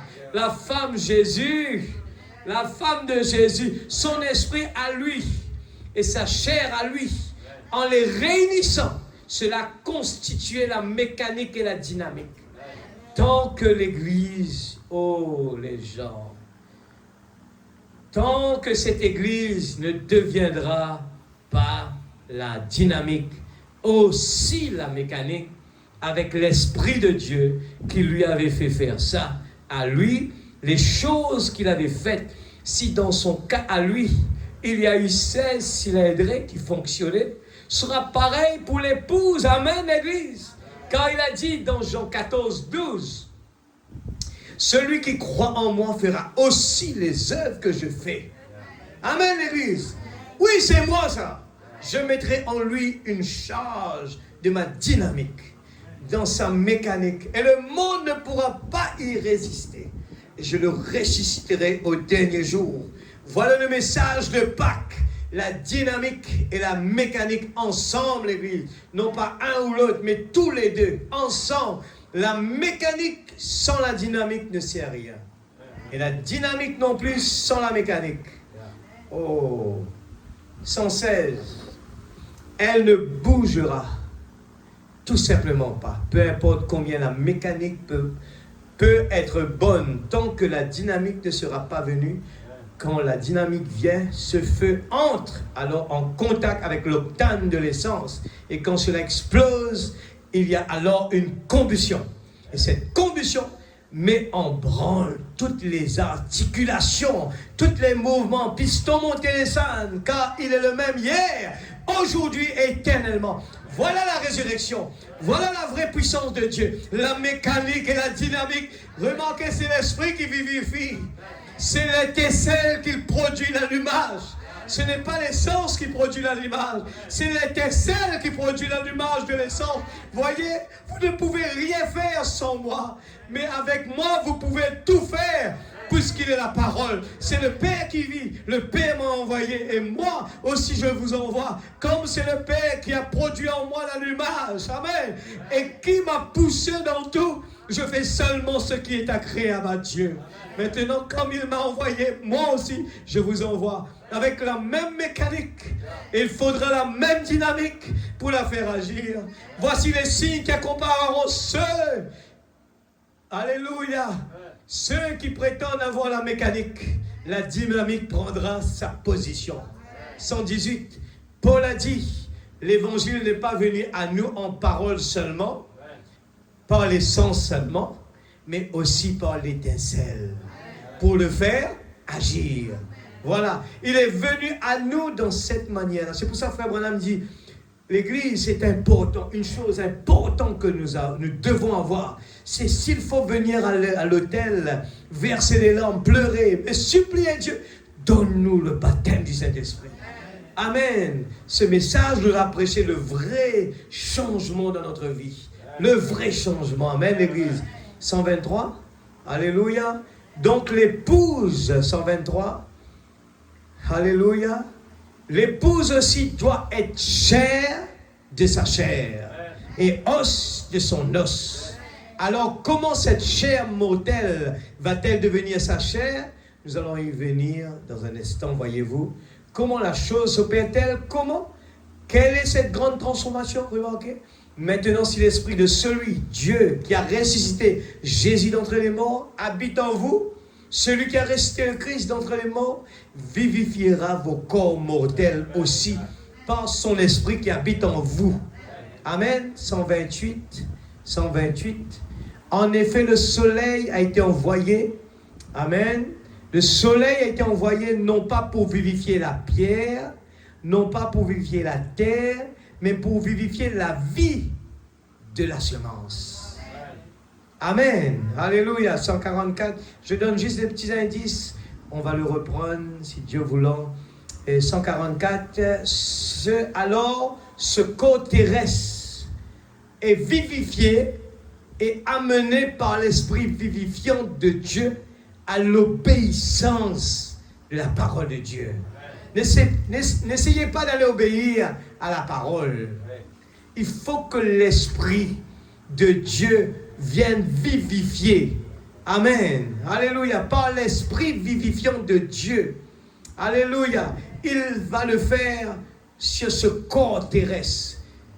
Et il va le vivifier et amener par l'esprit vivifiant de Dieu à l'obéissance de la parole de Dieu. Les gens qui essayent de dire, moi je ne fais pas ça, je ne fais pas ça, ça s'appelle le formaliste. N'essayez pas d'être un chrétien formaliste. Vous allez voir que vous allez jouer au cache-cache avec le pasteur. Ça, ce n'est pas vrai. Parce que votre vie qui est changée, on ne cache pas. Le pasteur, lui, il va rendre son compte là-bas. Nous, tout le monde va rendre notre compte. Nous devons rendre compte devant Dieu. Amen. Et l'esprit qui est en nous nous pousse à l'obéissance de la parole. On ne veut plus faire plaisir à nous-mêmes, l'Église. C'est pour ça que les gens cherchent la sensation. Frère Branham parle de cela.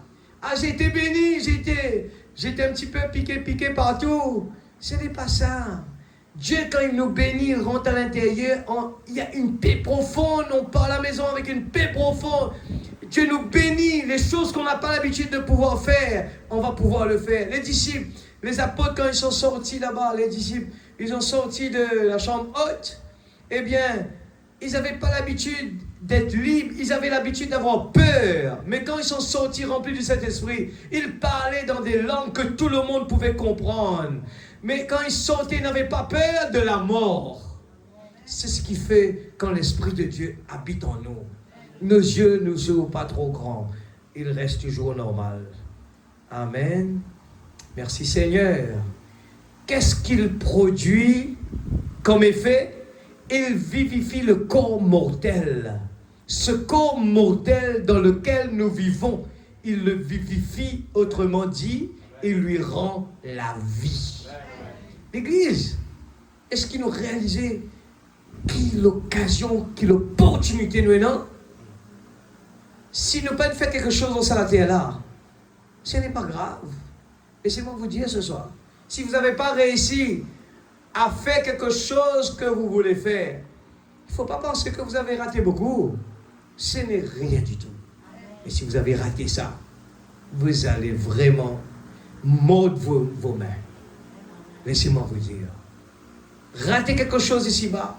Dites tout simplement, vous allez vous réveiller, on va faire ceci, si Dieu le veut, si Dieu le veut, si Dieu le veut, si Dieu permet. Si on ne peut pas le faire, merci Seigneur, je voulais avoir un laptop, Dieu me le donne, merci Seigneur, Dieu ne me le donne pas, merci Seigneur. Je ne suis pas attaché à ça. Ce n'est pas ma priorité. Ma priorité, Seigneur, c'est toi. C'est pour ça que je répète tout le temps, le plus gros cadeau que mes parents m'ont donné, c'est me donner Jésus. Les gens ne réalisent pas ce grand cadeau. Donnez à quelqu'un Jésus. Ne limitez pas Jésus. Amen. Donnez tout ce que vous avez. Des fois, on croit qu'on est en train de donner ça à l'église, on est en train de donner ça au pasteur, on est en train de donner ça à frère inter. C'est pas vrai. Jésus habite dans des corps. Et vous le faites pour Jésus. Amen. Vous le faites pour Jésus. C'est cette joie profonde à l'intérieur de mon cœur qui me pousse à faire des choses, à chanter, à louer. Si un homme, quand il est saoulé, eh bien, il chante. Combien plus forte raison, moi, je dois chanter pour Jésus? Parce que je suis dans la joie. C'est l'onction de Dieu. Alors, je suis vraiment dans la joie. Je me réjouis. Quand je viens ici, je préfère l'atmosphère. Je commence à préparer l'atmosphère. On va entendre la parole. Je suis dans l'expectative. Même des fois que je n'ai pas reçu ce que je voulais. Merci Seigneur. Ton nom soit béni, Père. Oh, mais quand on lit ce message, je ne pense pas qu'on peut dire on n'a pas reçu ce qu'on veut. Ce n'est pas la parole de l'homme, c'est la parole de Dieu. Et je crois que chaque parole de la Bible est vraie.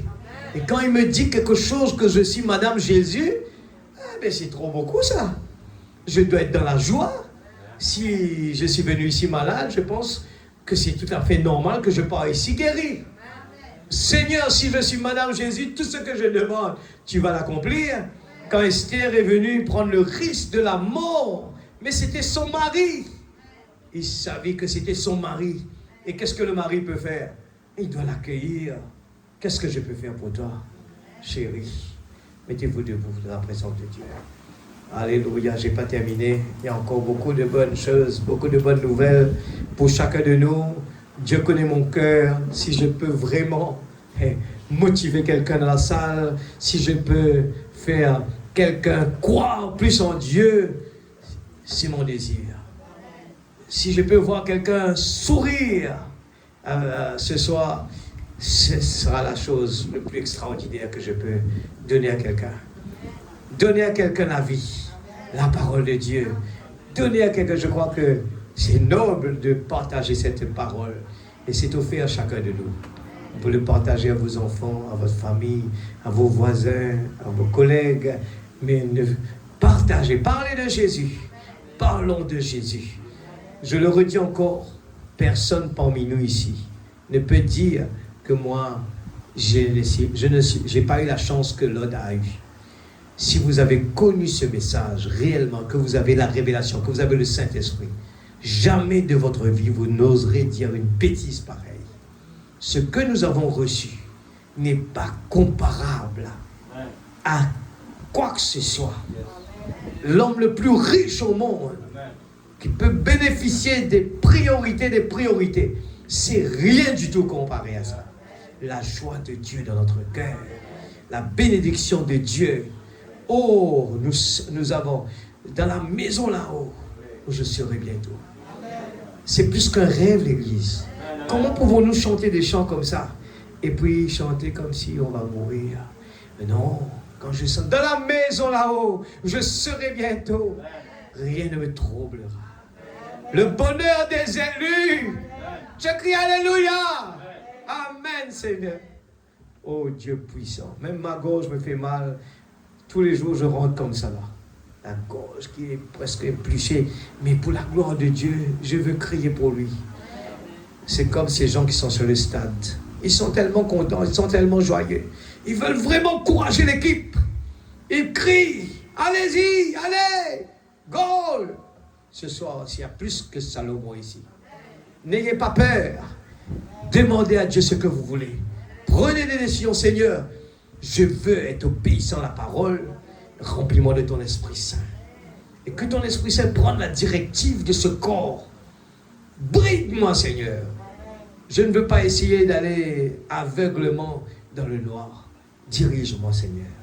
Je veux vraiment faire les choses que tu me demandes de faire. Alléluia. Papa Céleste, oh Dieu, nous voulons te remercier pour le prophète que tu as envoyé dans ces derniers temps pour nous conduire dans ces ténèbres, dans ce monde aveuglé. Seigneur, on aurait pu être nous aussi, Seigneur, sous la pression de Dieu. Qu'est-ce qui va arriver demain? Qui va se soucier pour demain? Mais nous savons, tes enfants, la petite épouse ne se soucie pas de demain. Il ne se soucie pas de la santé. Il ne se soucie pas du travail. Oh Dieu, mon papa, il est riche. Mon papa, il est le créateur. Mon papa a préparé une place pour moi. Qu'importe ici-bas, si je n'arrive pas à avoir tout ce que je veux, ce n'est pas grave. Seigneur Dieu Tout-Puissant, que ta volonté soit faite. Merci ce soir pour la parole de Dieu. La puissance vivifiante, alléluia. Ce soir, Père, je te demande dans le nom de Jésus-Christ que la parole, Seigneur, prenne une autre dimension dans nos vies. Que la parole vivifiante, ton Esprit Saint puisse vivifier la parole de notre vie. Parce que nous voulons voir la puissance de la parole manifestée. Les fils et les filles de Dieu qui marchent le torse bombé. Alléluia. Oh, pourquoi tu marches comme cela? Oh, j'ai quelque chose de merveilleux qui m'attend. Alléluia, je suis provisoirement, je marche ici à Rodrigue, mais j'ai un endroit bientôt que je vais être. Oh, là-bas, alléluia, il n'y aura plus de maladies, il n'y aura plus de problèmes, il n'y aura plus de soucis. Seigneur Dieu Tout-Puissant, mon Rédempteur vit éternellement. Ce soir, s'il y a des doutes dans cette salle, dans le nom de Jésus, je commande tout esprit de doute, tout esprit d'incrédulité, qui ne veut pas, qui ne peut pas croire, au nom de Jésus-Christ. Seigneur, qui empêche que tes enfants puissent se tenir épaule contre épaule à croire la parole, et appliquer la parole, et de vivre la parole, et de croire la parole, de tout notre cœur, sans poser des questions, mais de croire chaque parole de la Bible est vraie. chaque chapitre, chaque verset. Seigneur, je crois de tout mon cœur, de tout mon âme, de toutes mes pensées. Seigneur Dieu, je ne veux pas juste prier avec les lèvres, mais je veux prier avec mon cœur. Je veux vraiment peser sur ce que tu m'as demandé de faire, ce que tu me donnes, Seigneur. Je te dis merci beaucoup. Et Père, pardonne-moi mes offenses. Pardonne-moi, Seigneur. Nous faisons des choses des fois qui ne te plaisent pas, sans même le savoir. Père, pardonne-nous, Seigneur. Nous ne voulons pas rester hautains, mais nous voulons vivre dans l'humilité. Apprendre à faire plaisir les uns les autres. Apprendre à vivre pour les uns les autres. Que le moi diminue, Seigneur. Que toi puisses prendre la première place. Je veux que les gens puissent aimer ma compagnie, Seigneur. Je veux que les gens ressentent ta présence quand je m'approche d'eux, Seigneur. Je veux que les gens puissent ressentir Jésus, la vie de Jésus, la plénitude de Dieu. Oh, alléluia, je crois, Seigneur. On a entendu des témoignages comme cela, Rodrigue.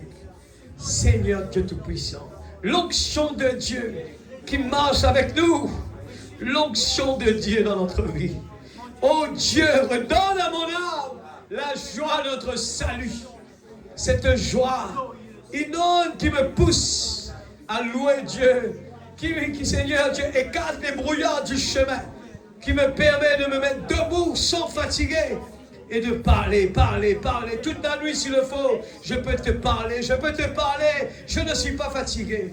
Je suis venu ici, Seigneur, non pas pour venir montrer mes capacités. Tu connais mon cœur. Ce que je veux ce soir, c'est que la parole tombe dans la bonne terre. Je veux voir ces paroles devenir réalité. Oh Dieu, on peut beaucoup chanter, on peut beaucoup louer, mais Seigneur Dieu, on ne peut pas beaucoup prier. Seigneur, aide-nous, Père. Bénis tes enfants qui ont fait le déplacement. Que les pauvres disent je suis riche. Seigneur, que les faibles disent je suis fort. Nous plaçons, Seigneur, donne des avant-goûts dans cette salle. Donne des avant-goûts, encore une fois, Seigneur. Donne des avant-goûts, spécialement les jeunes qui sont là. Nous voulons les voir en action.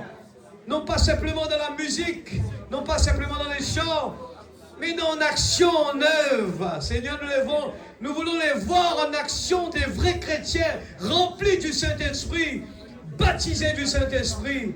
Seigneur Dieu, qui ont la capacité de vraiment, Seigneur Dieu, participer à la guerre. Oh Dieu, donne-les la vie. Seigneur, ton onction, Père. Nous avons besoin des gens pour aider, Seigneur. Nous avons besoin des hommes de foi, des hommes qui prient, des hommes qui partagent la parole. Oui, Seigneur, aide chacun de tes enfants, Père. Oh Dieu, bénis les mamans.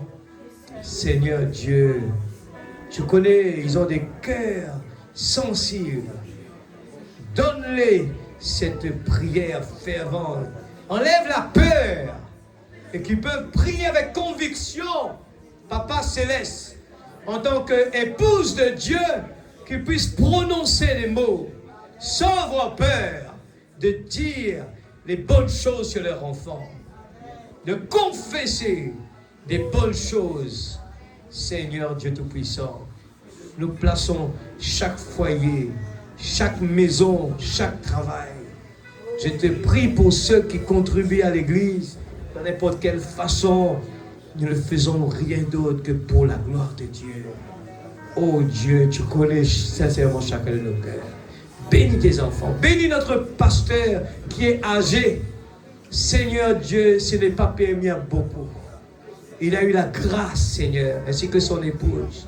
La grâce, Seigneur, de vivre jusqu'à cet âge, pour nous tenir compagnie, pour nous encourager. Seigneur Dieu, il ne veut pas nous laisser seuls. Il veut être à côté de nous. Seigneur, oh Dieu Tout-Puissant, bénis-le. Donne-lui la force, le courage. Seigneur Dieu Tout-Puissant, l'onction qu'il faut. Et apprends-nous le respect pour lui. Apprends-nous le respect, Père.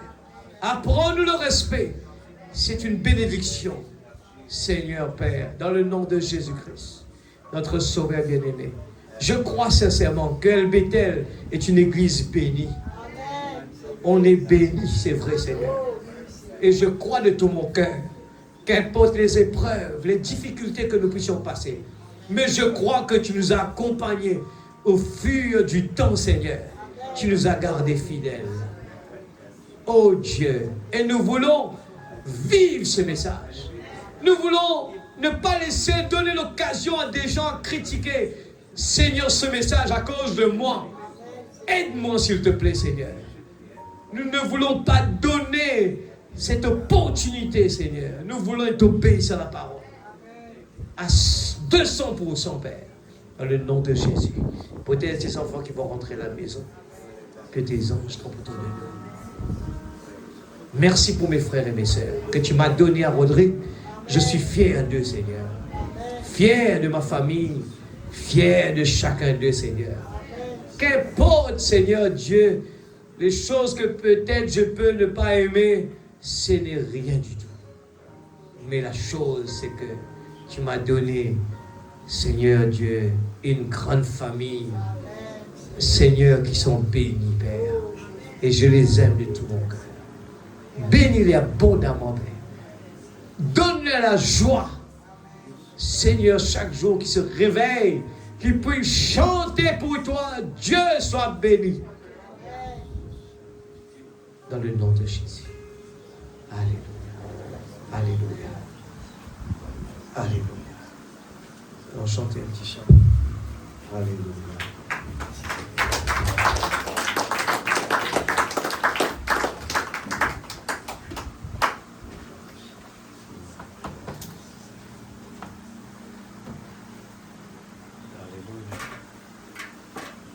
Un vêtement blanc, je sens que dimanche. N'oubliez pas, j'ai oublié de le dire, j'ai envoyé le message. Dimanche, on va profiter, c'est un moment extraordinaire, de pouvoir ne pas courir à la maison après la réunion, mais de pouvoir parler les uns avec les autres. Prenez le temps de le faire. Sachez que vous êtes en compagnie des fils et des filles de Dieu. Ne regardez pas ces gens comme des étrangers. Faites les efforts, sachant que Dieu est parmi nous.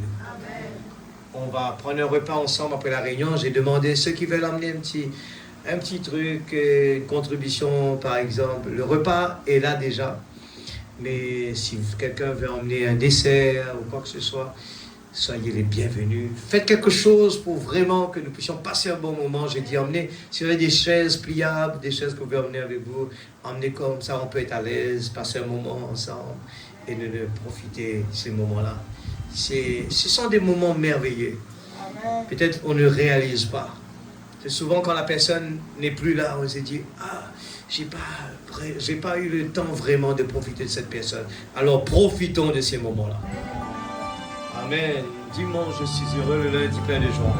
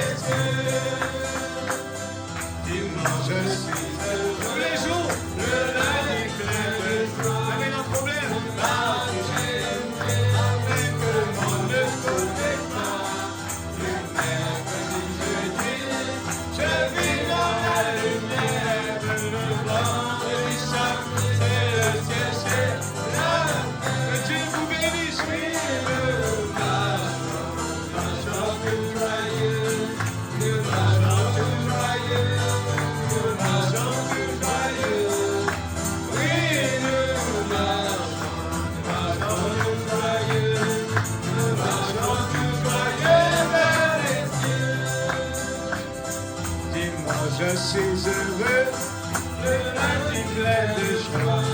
Le monde j'ai fait, que le monde ne connaît pas. Le mercredi, jeudi, le lui dans la lumière. Le vendredi, samedi, et le ciel sur la terre. Oui, le marchons de joyeux, nous marchons de joyeux. Amen. Nous marchons de joyeux. Soyez joyeux, oui, nous marchons de joyeux. Marchons de joyeux. Oui, nous marchons de joyeux. Marchons, nous marchons de joyeux. Nous marchons de joyeux. Amen. Oui, nous marchons de joyeux. Nous marchons de joyeux vers les cieux. Alléluia.